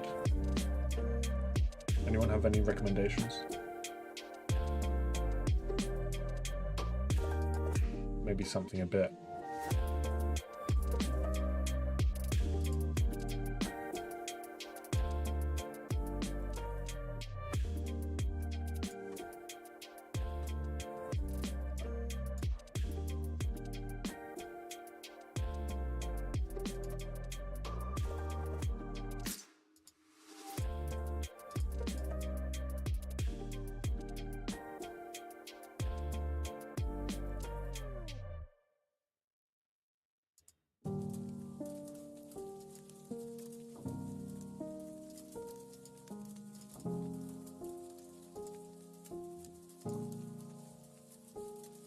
So impatient.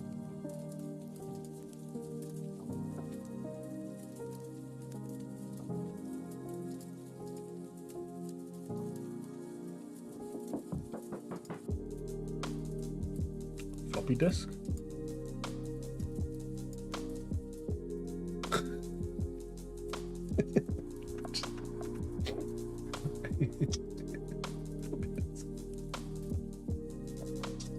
I just realized.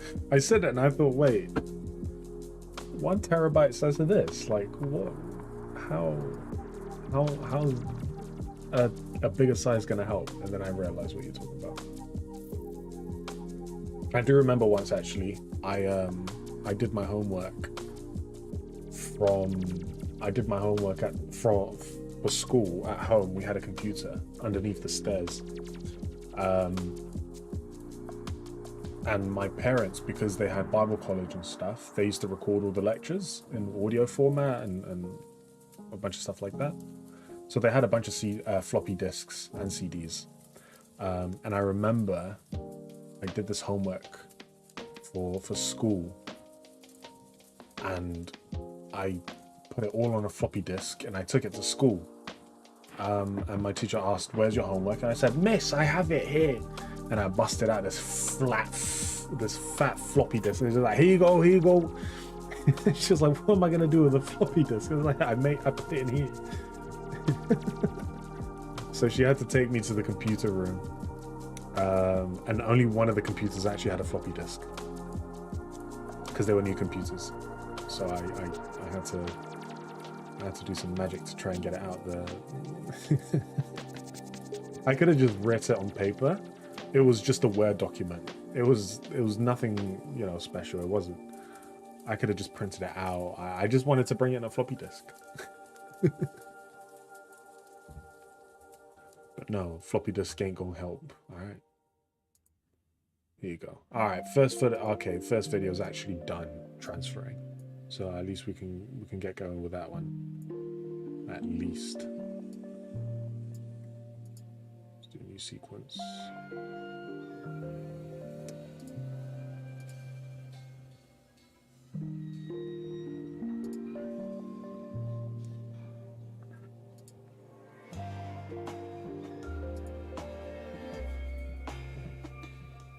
It's 60 frames a second. Okay, so we'll go for it.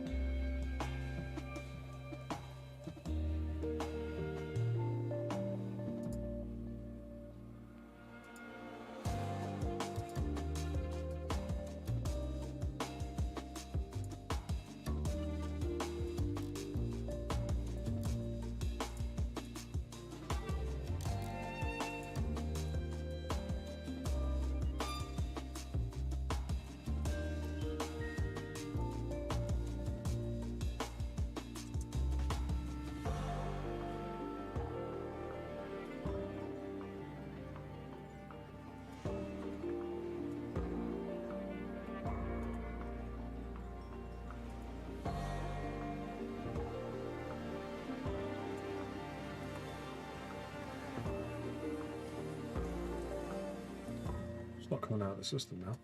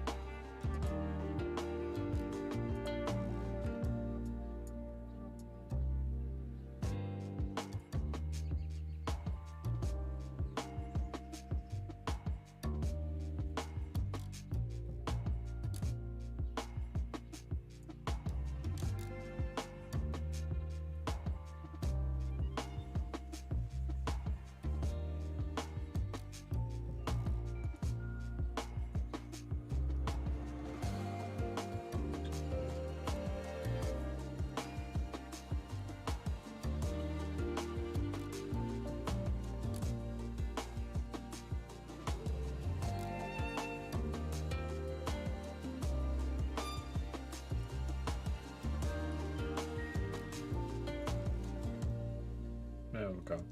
Cool.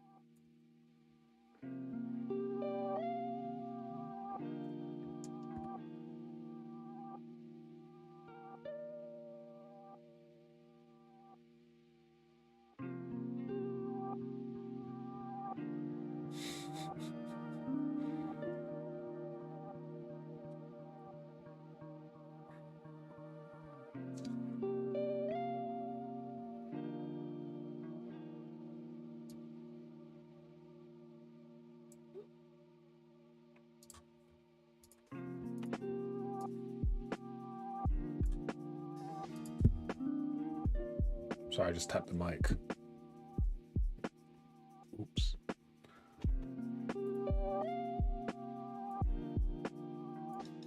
This one. Oh, this one's useless.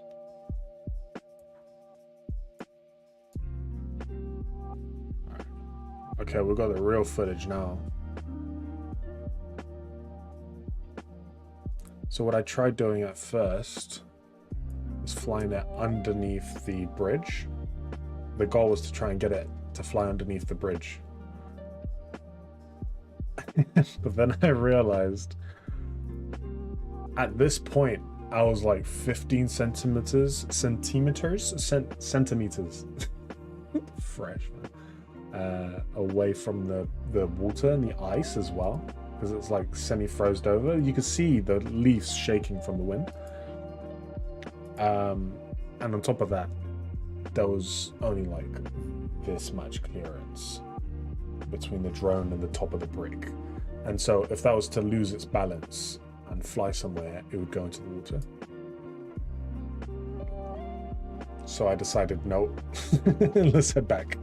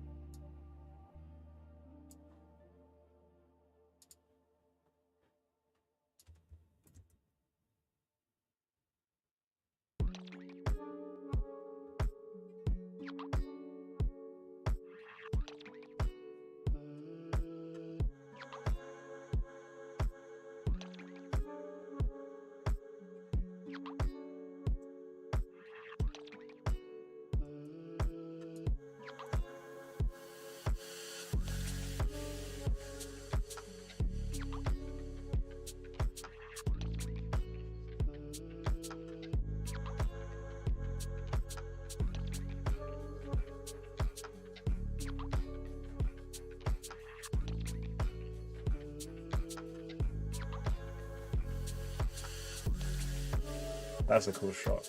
I like that one.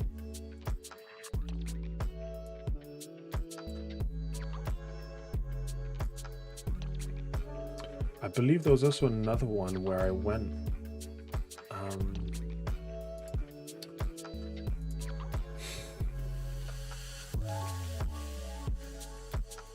There was one where I went and followed a stream.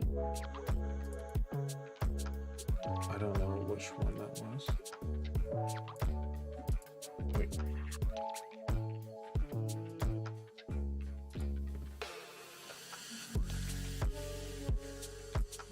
Okay.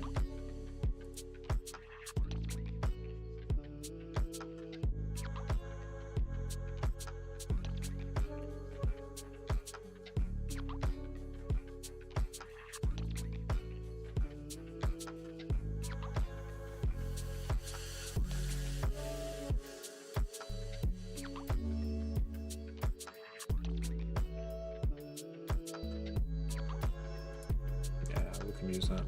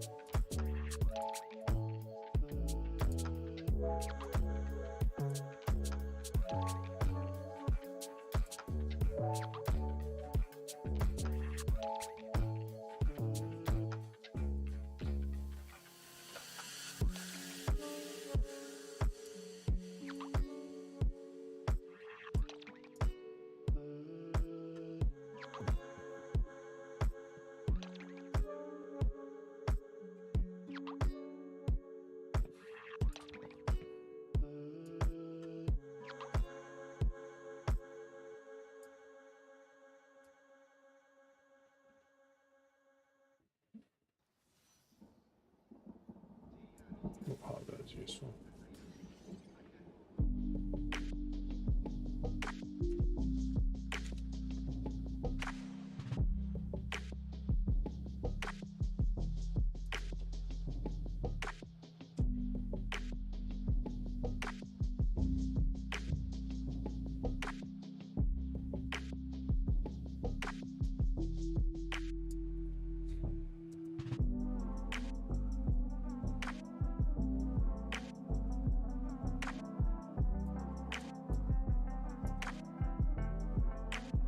I like the slow moving. It's like Narnia.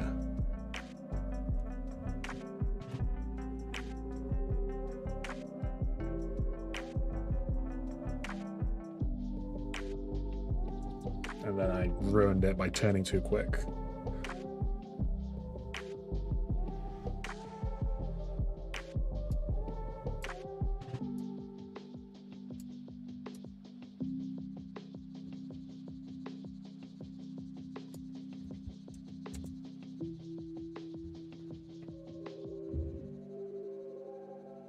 This is beautiful. Oh, it just looks so nice. Just like the pan. Just panning over the...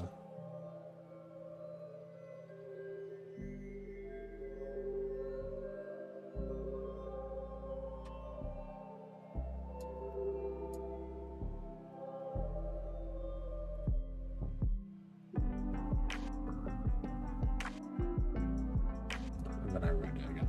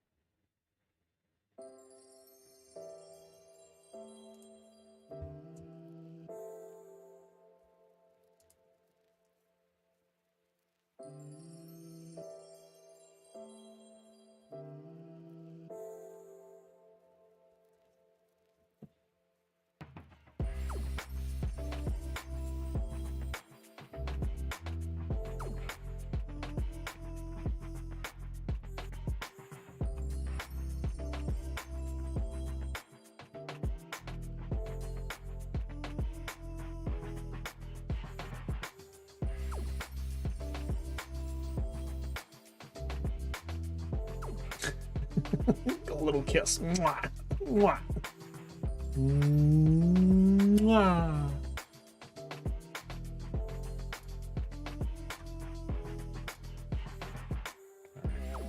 And then it's just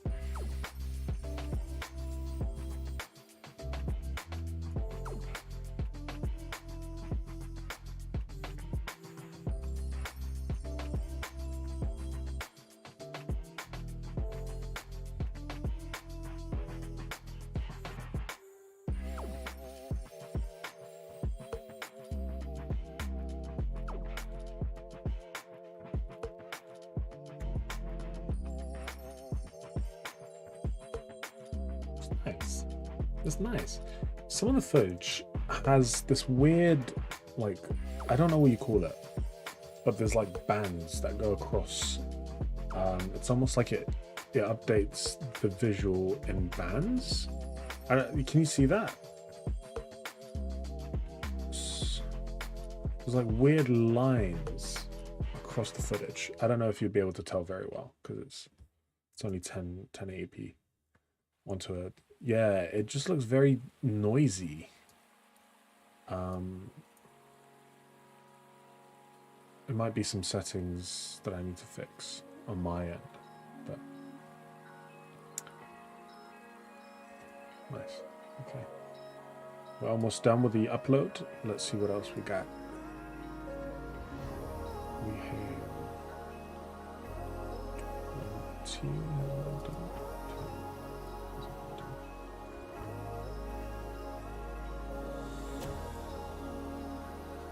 see what we got to offer.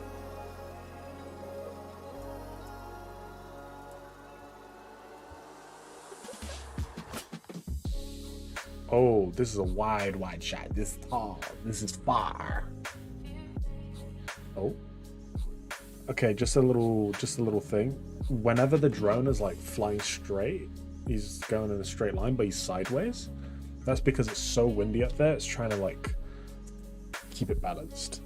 So that was me trying to fight against the wind just to keep it.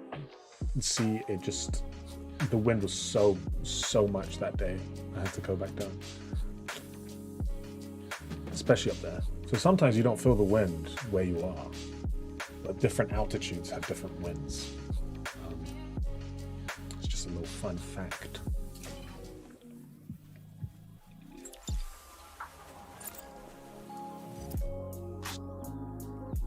Alright, I think this is Gabriel's turn now. So he's flying the drone, so he goes backwards and forwards quite a few times. Not much to it. Okay. Do you have an idea?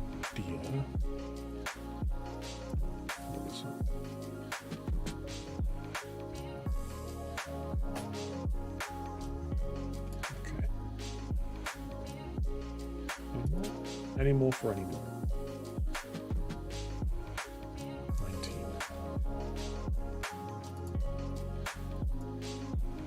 What's the bet? Oh yeah, this is the bet I go underneath the bridge. Yeah, this is it. This is it. This is what I was looking for.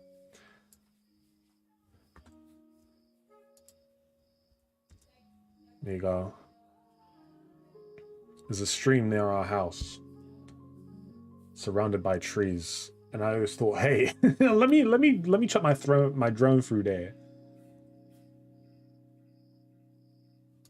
And so I always got to be careful because you have like vines on the left, like bushes, like blueberry bushes and stuff like that, and above you have just trees, so you can't go up to overcorrect. You can't go right because there's a bunch of grass and that will tangle in between the propellers, and then on the left that would just catch onto the drone and hold onto it and won't let go, and then the bottom is watery death. So I couldn't touch any of the sides, basically. I had nowhere to go. I just had to do this very slowly.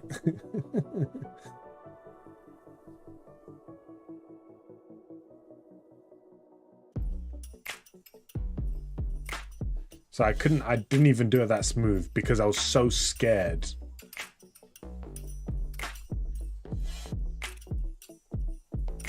What? True. If I can maybe like find an actual long stream along with it.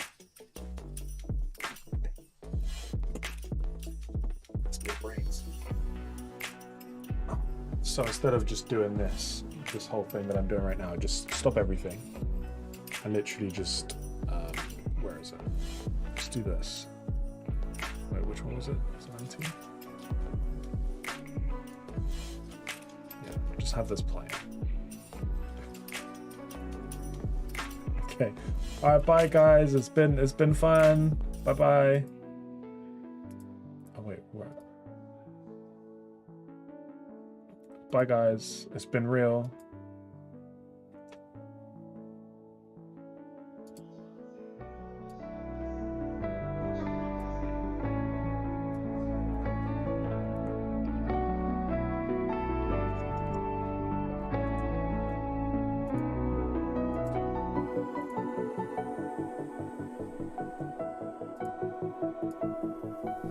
There you go.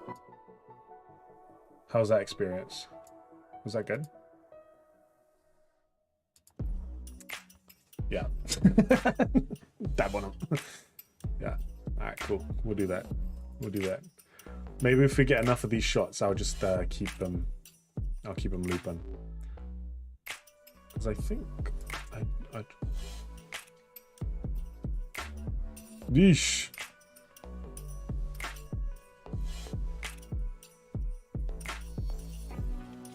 Maybe I want to keep that one as well.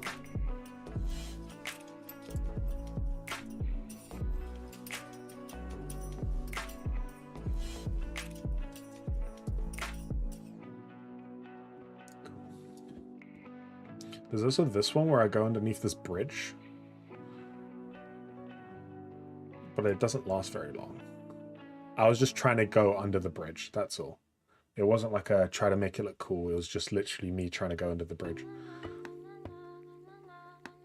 Because the wind, it wasn't windy, but the sensors were like kicking up a fuss while I was doing this.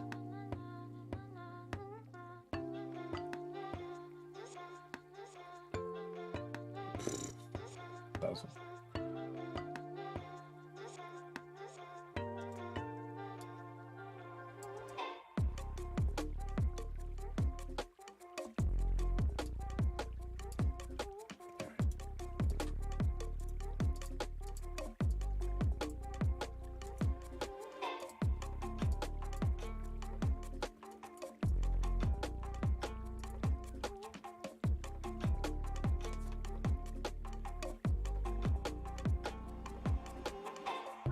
I think we'll put this one at the end because I think it's the best shot we got.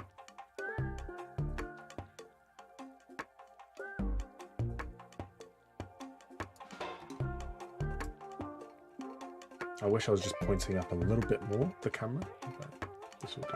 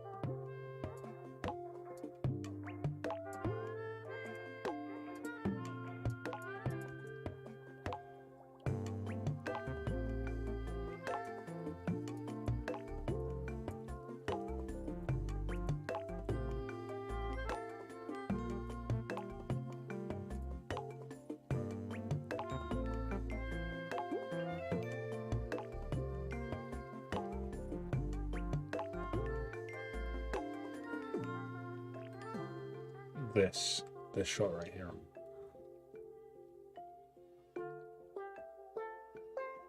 It's just so clean. So nice. A pat in the back.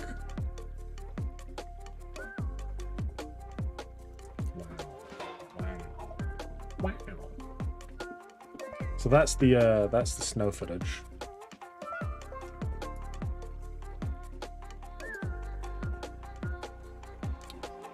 It's weird because we were flying for just under an hour, but I only managed to get a minute and 8 seconds worth of stuff.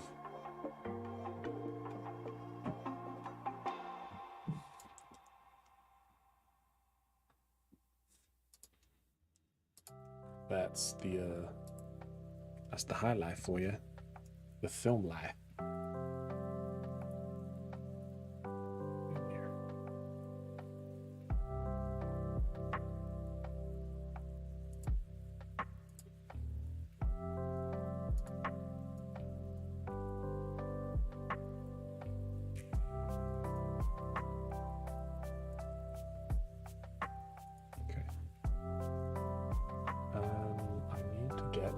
The other ones. Okay, let's have a look at the other ones. Oh, hold up.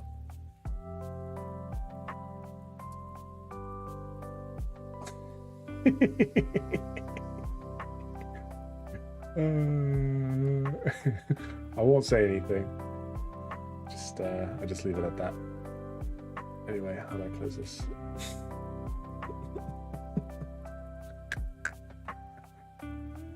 I think this is this the one where I flew at? Yeah, there it is. That's me. I crashed. That's the crash. That's the crash. What was I doing to crash it? Is this... No, it might have been forwards. Yeah, this.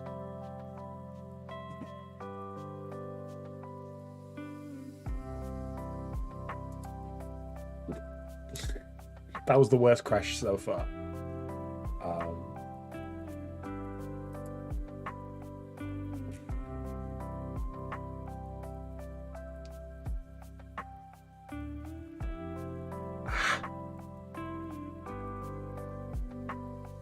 And then I go out for a hunt, trying to look for it.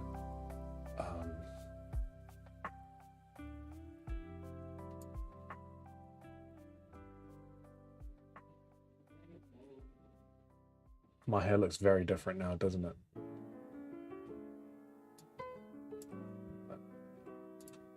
Yeah.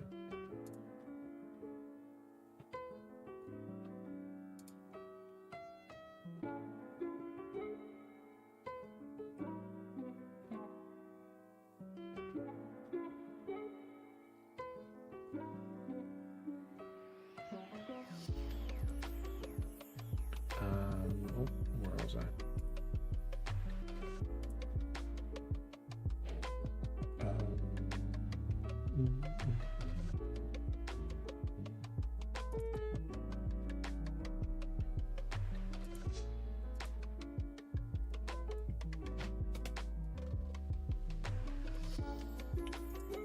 Jeez, well, hold up, go back. Look at it. Look at these shoes.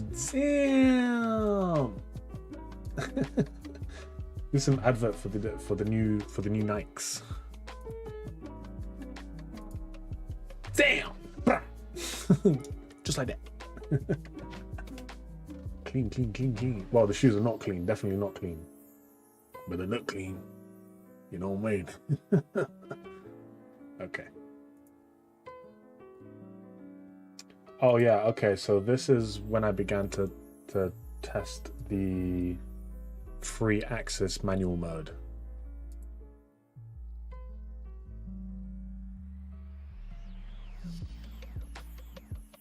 Was this it? No, this wasn't it. View from Bristol though? Come on. Look at that view though.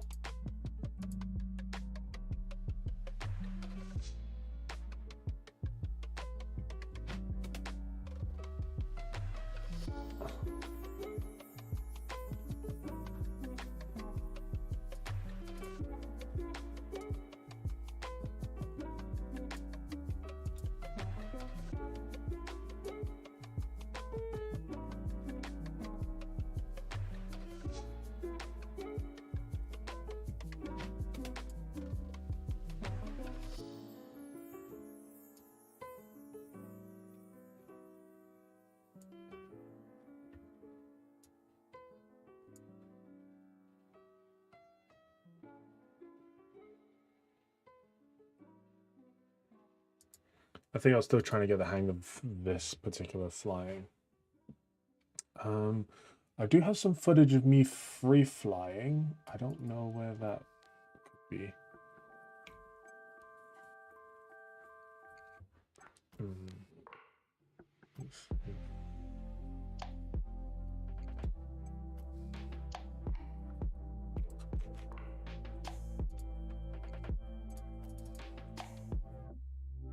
Yeah. Is that? Oh.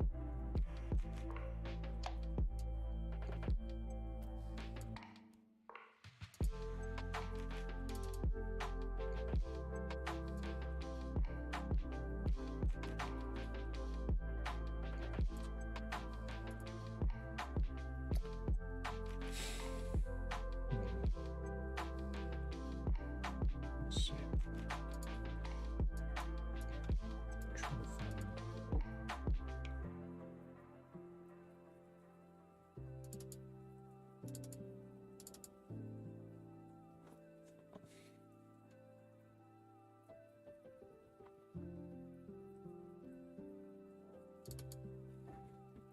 Some more drone footage. Oh. Okay, I just remembered a third crash. Another crash. I think this one was actually by far the worst, because the other one at least had bushes to cover it.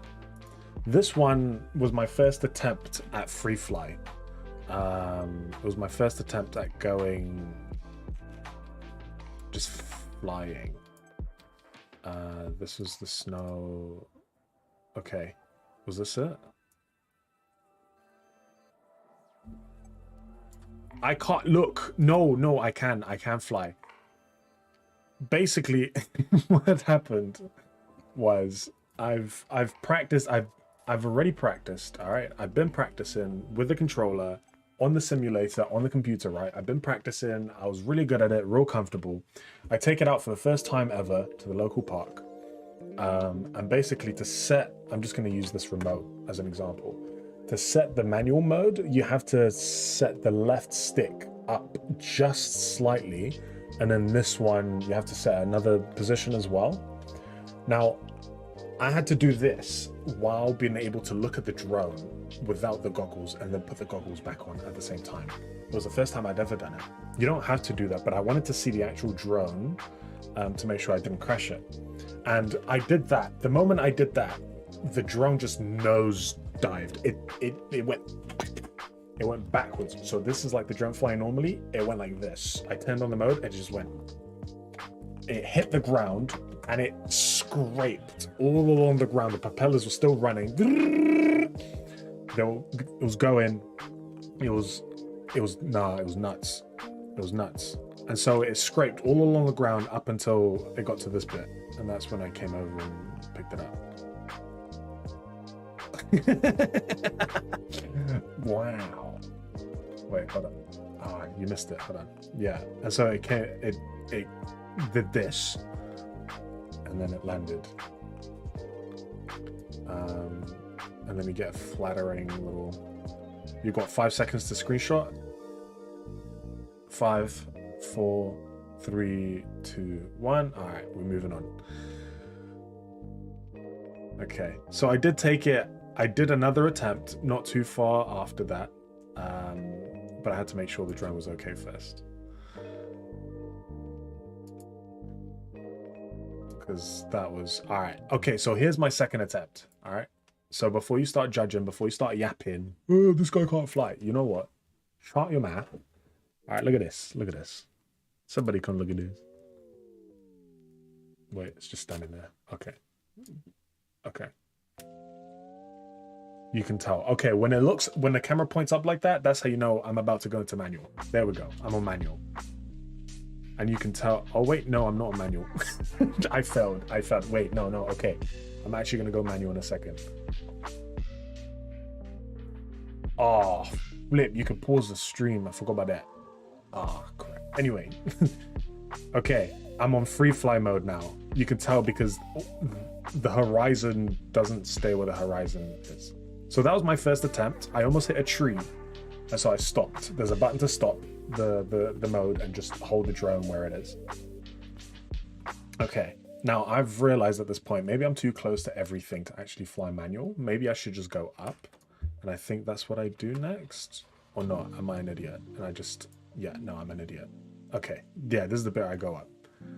Okay, cool. So now I'm on free fly mode, and this mode is insane, especially when you're wearing the goggles.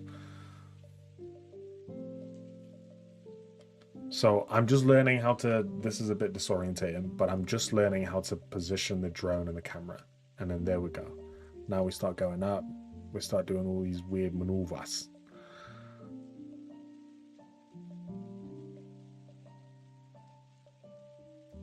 Look at that beautiful sun. Wow. Do I? Yeah. I don't do a flip yet. I think I was too nervous to do it. It was the first time I'd ever done it. That was me trying. I was like, nope. Here we go. Nope. Okay, no.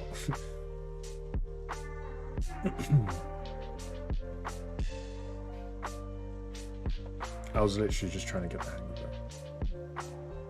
And then all of a sudden, yeah.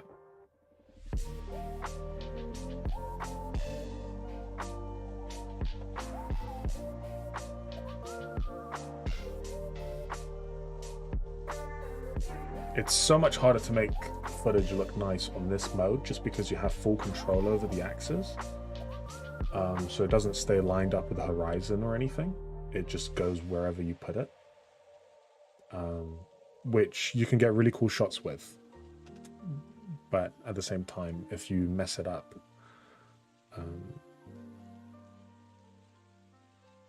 it looks, yeah, you can whip really fast and you can go really fast. So if you don't have enough control over it. There you go. That was my first attempt at a barrel roll.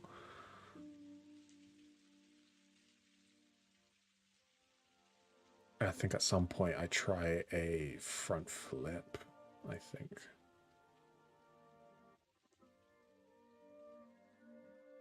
Yeah.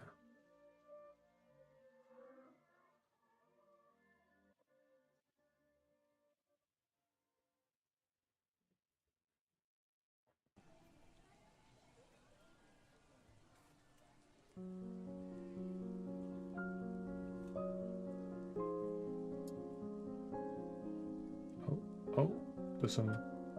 There we go. That was me trying to front flip, by the way. It's a bit different on the thing because you can't just roll a stick forward and it just does a front flip. You have to manage both the left and the right stick to do a front flip.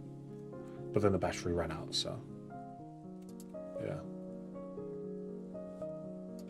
Anyway, so I found the other drone footage, which is nice. So I was looking.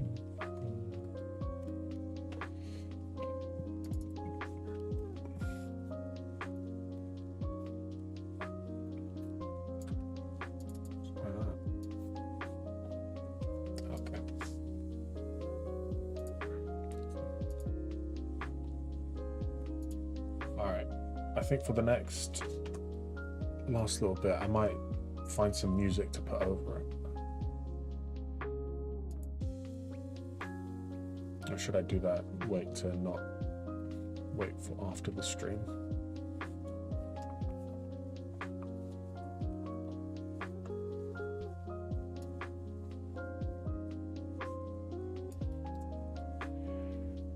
I'm sure I have some footage of this, but of this area, but just without the snow. It would be nice to have some cuts into the same like flight, but without snow, because I'm pretty sure I did it. I'm pretty sure I've done that. It's just a question of when. No, definitely not this.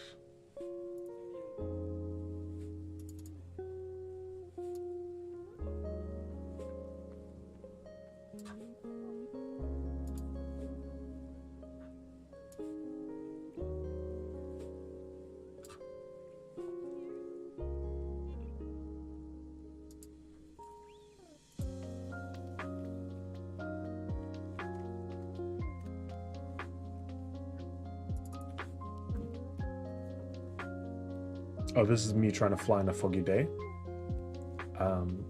Ice, there was a layer of ice on top of the screen. So I couldn't see out the camera. And so we were just flying by sight that day.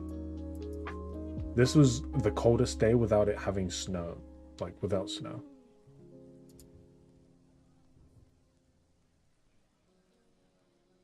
It was the same park. But look how foggy it is.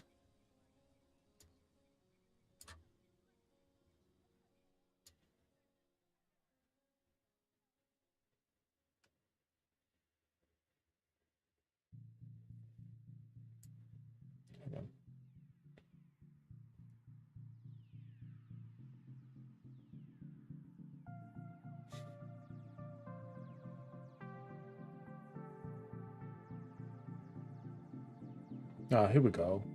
But it's really foggy. It doesn't really work.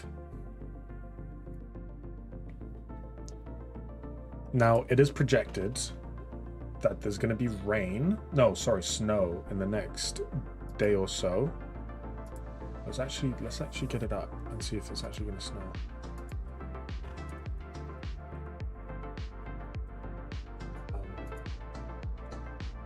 Wednesday? Most likely to snow.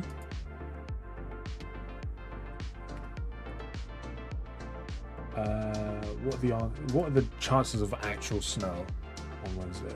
Let's be honest. All right, very low. Okay, would you guys be down for a Scotland live stream?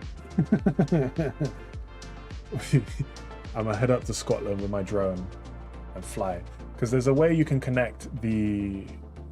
God forbid snow, what do you mean? Think of the content. Think of the content. You're not thinking of like the possibilities of content. Let's see, weather map. Okay, what are we looking for? How do I know it's going to snow? Is this just the temperature? No, I don't want rainfall.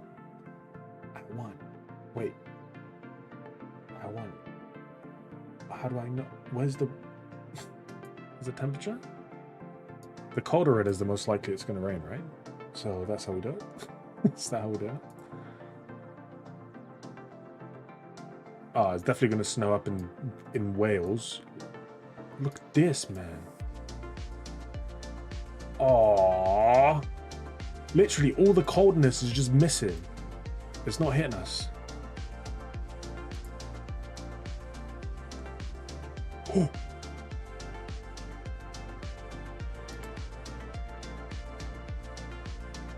Okay.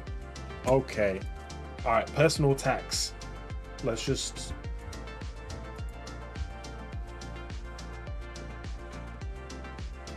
I will find out where you live. But there's also no rain. So there can't be snow. Right?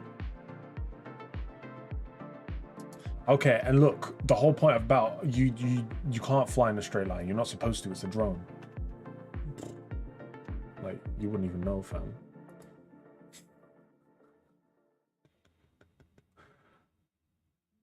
Oh, it's very patchy. Rain is very patchy, so the chances of actual snow, very little. It's very little. So I don't think there'll be snow. Unless...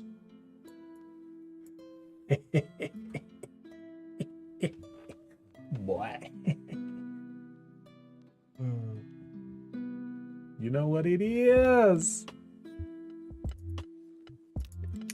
All right. Nah, fam.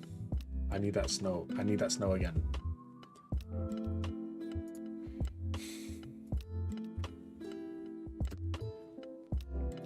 Okay, one last little tip actually, because I'm gonna need some music for this, just to put in the back. There's this website called Pixelbay. Pixelbay is a lovely website. It has images that you can use, illustrations, vectors, and it's all copyright free. So you can use it in your publishings, you can, you know, use it wherever. So the photos especially. So I did a project once that needed a lot of photos and a lot of stock photos. And a lot of it I got from Pixelbay just because it's free to use. It's free publishing. And I'm pretty sure you can find better drone shots than what I had. If we go to videos as well, they do videos and I just do drone footage. There you go. It's better than... Oh, it's a slow... Wow. Oh, that's cool. It's like a time-lapse, but drone. That's fun. That's a cool idea. But yeah, it's all free to use. The only... there's certain limitations you could do with the license. Like, you can't sell the work as yours. Which is one of them, but mostly it's all free to use. That's a cool shot there as well. Yeah, I was gonna go Portugal over the new year, and I was gonna bring my drone to take it flying, but plans changed, and I was in the UK instead. That would have been something I would have done. Anyway, but it also does music. Which is one of the things I really like. If we go over to the music section, it does music, sound effects.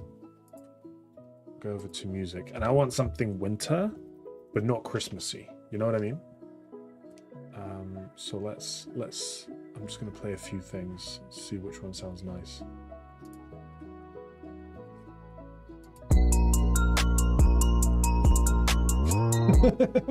Okay.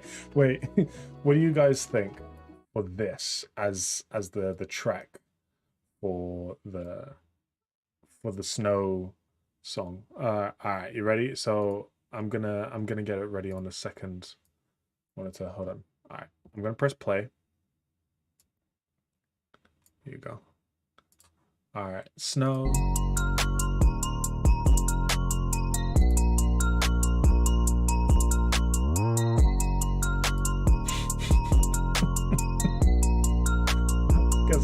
Got some beats in there, bro.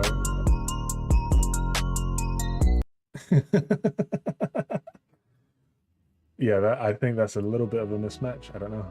What do you guys think? Is that a go-to? Am I? Should we get that one or not? Damn, that was drilly as hell.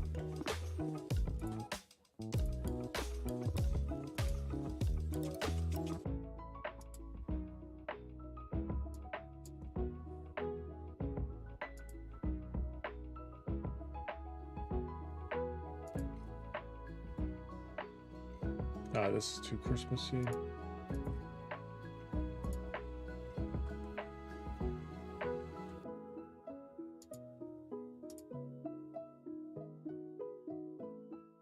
Ooh, and how about a nice piano? A nice little piano. What do you think of this?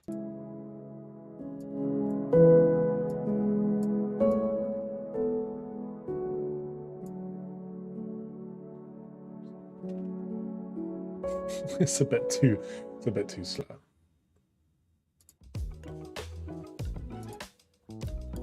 A bit too slow. Let's see what else we can do.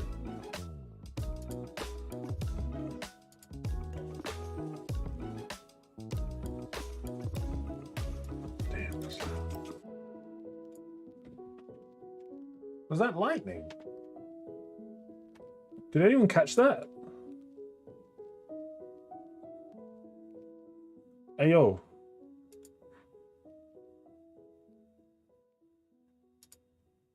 Oh, hold on. Wait, let me go to the YouTube video. I need to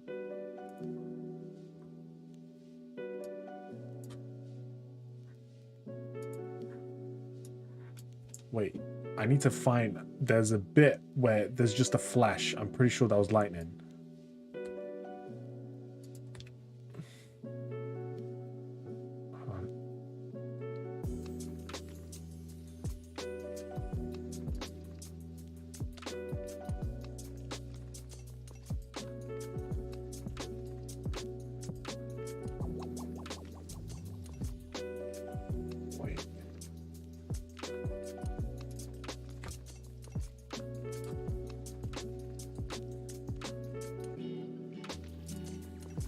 I don't know, there was a flash. You can see a little bit in the video. Anyway, I'm wasting your time. Alright. I don't want anything Christmassy, just wintry, you know? There's a difference. There's a difference.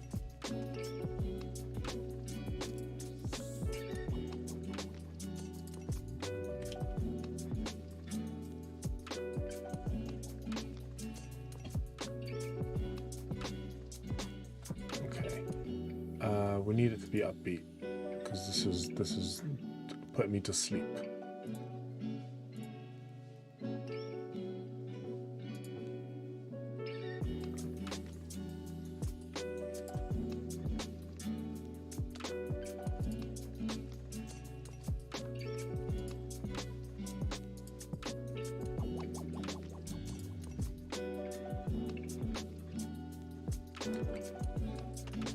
Oh, this slaps. Hold up. Oh.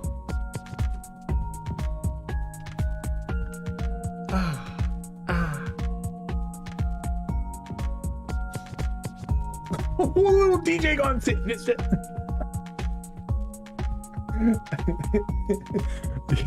Yo.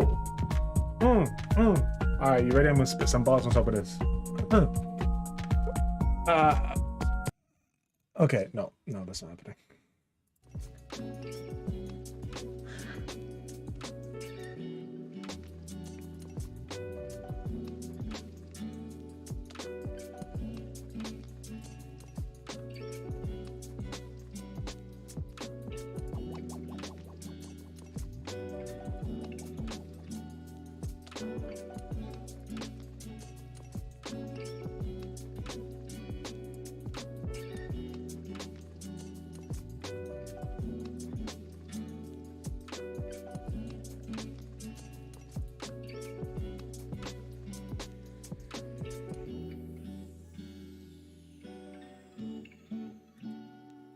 I think we're gonna have to go for like,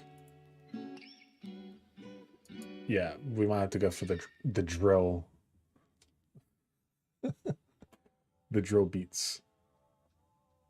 Yeah, yeah.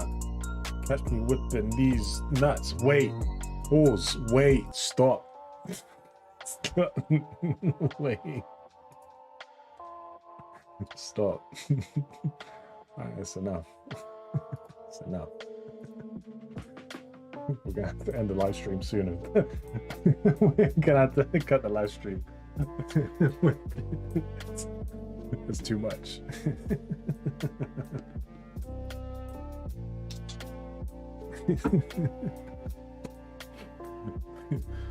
What the flip? Nah, wait, hold on. What's the...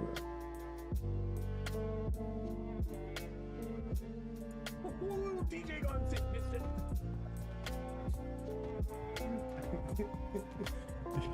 Yo! Alright, you ready? I'm gonna spit some balls on top of this. Okay. No, that wasn't that. Wait, where was it?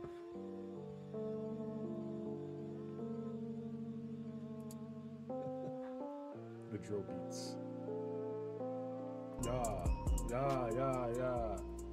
Catch me whipping these nuts. Wait.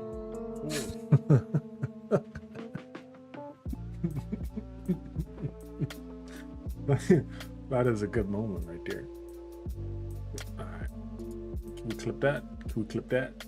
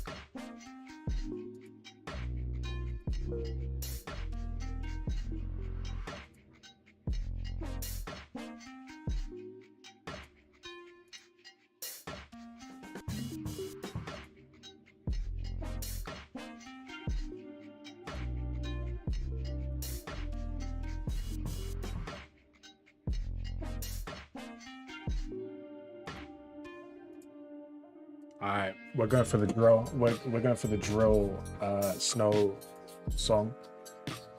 I'm just gonna blame it on you guys. It's just too good to not use.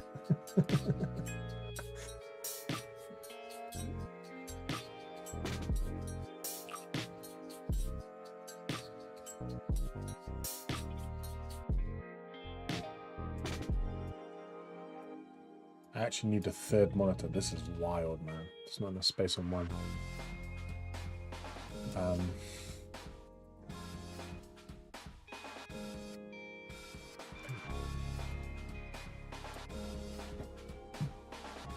right.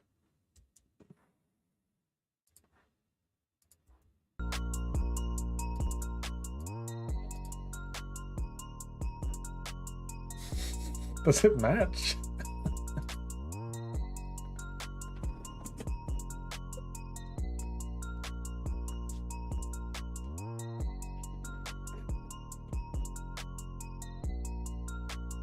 I mean, it's not that bad. It's actually not that bad. Oh.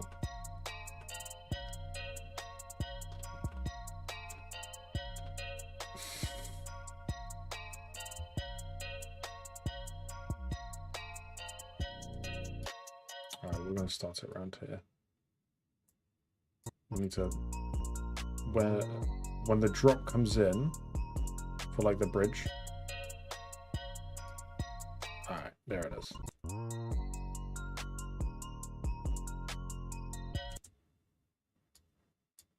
Put that there.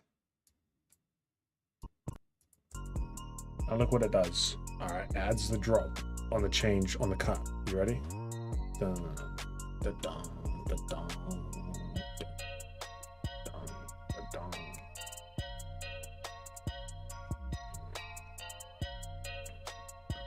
It's the power of music, man.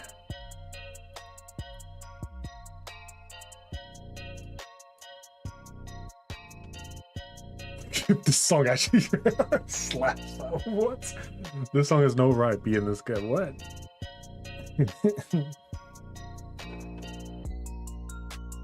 And then it goes back to regular.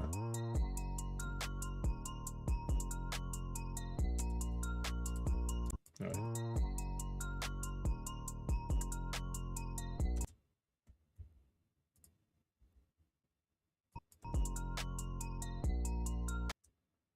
We need...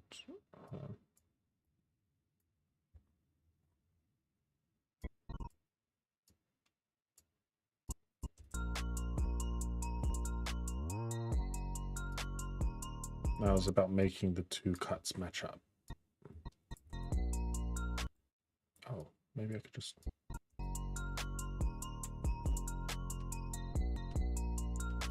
Oh, ooh.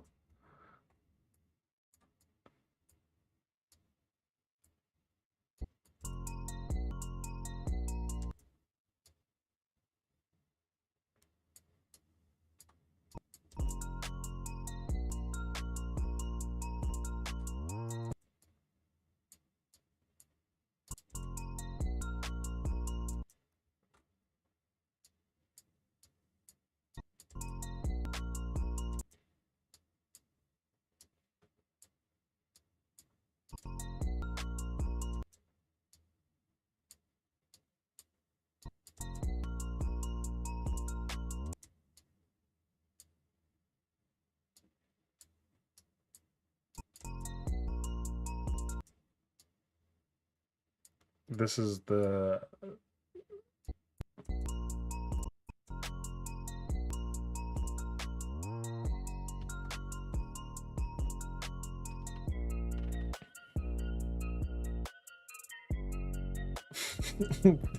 Yeah.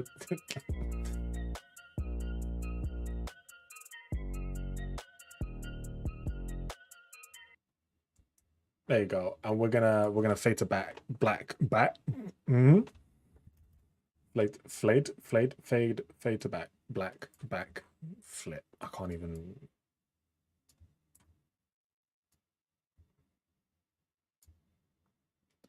There, and exponential fade also on the audio, just to fade out And so the ending plays off like...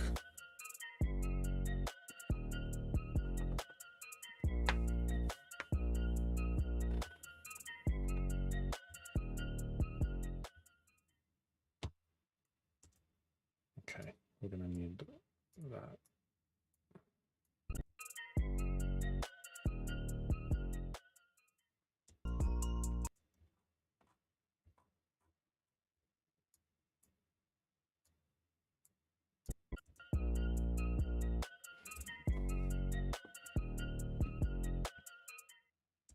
Okay, there we go. There we have it. Let's just quickly render it. I think I should be able to render it on time. Oh, wait, no, I can't render while live streaming. It causes all sorts of problems. Okay, so we won't render. However, we'll just watch it. There is the live preview, right? If I just take this out to a separate screen like that. All right, you guys ready for this? You guys ready? This is all our hard work all today. Your feedback has all built up to this moment, this very moment. Here we go. The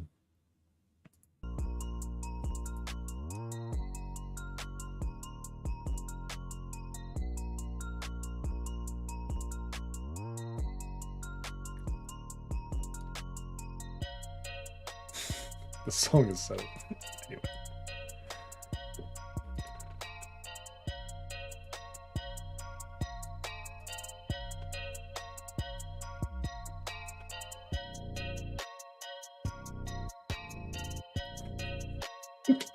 It actually made the song makes it sound like a drone is hunting someone through the woods. It looks like there's a gun on the drone ready to...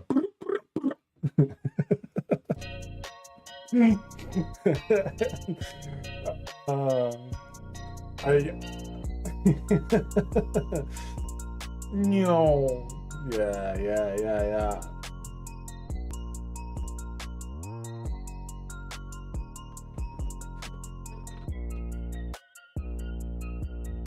That's hard, fam. That's hard.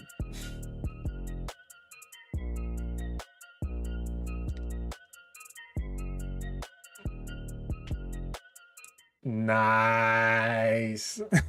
There we have it. There we go. Okay. Wow. What a work of art, huh? That was beautiful. That was just stunning. So there we have it. There we have it. So I just wanted to thank everyone for coming in for the live stream. Those who are here, those who have tuned in for a little bit and went, those who are still stuck around for the whole time. Hope you enjoyed it. Just so you know, we have in the link tree below in the description, we have a feedback form. So let me just show you quickly where it is. Here you go. We have underneath the stream, we have a feedback form. There you go. You can click on feedback there, or if you're on your phone as well, same thing, still works. I would appreciate your feedback. Appreciate well, anything you've got to say, whatever. It's just feedback. I don't know why I'm describing what feedback is, but yeah, let me know. And thank you very much again for tuning in. I hope you have a great day. I hope you carry on working just as productively as I did with all the songs. And yeah, have a great stream, man. See you guys later. Bye-bye. Wait, why did I say have a great stream? I just realized. You know what? Forget it. I'm out.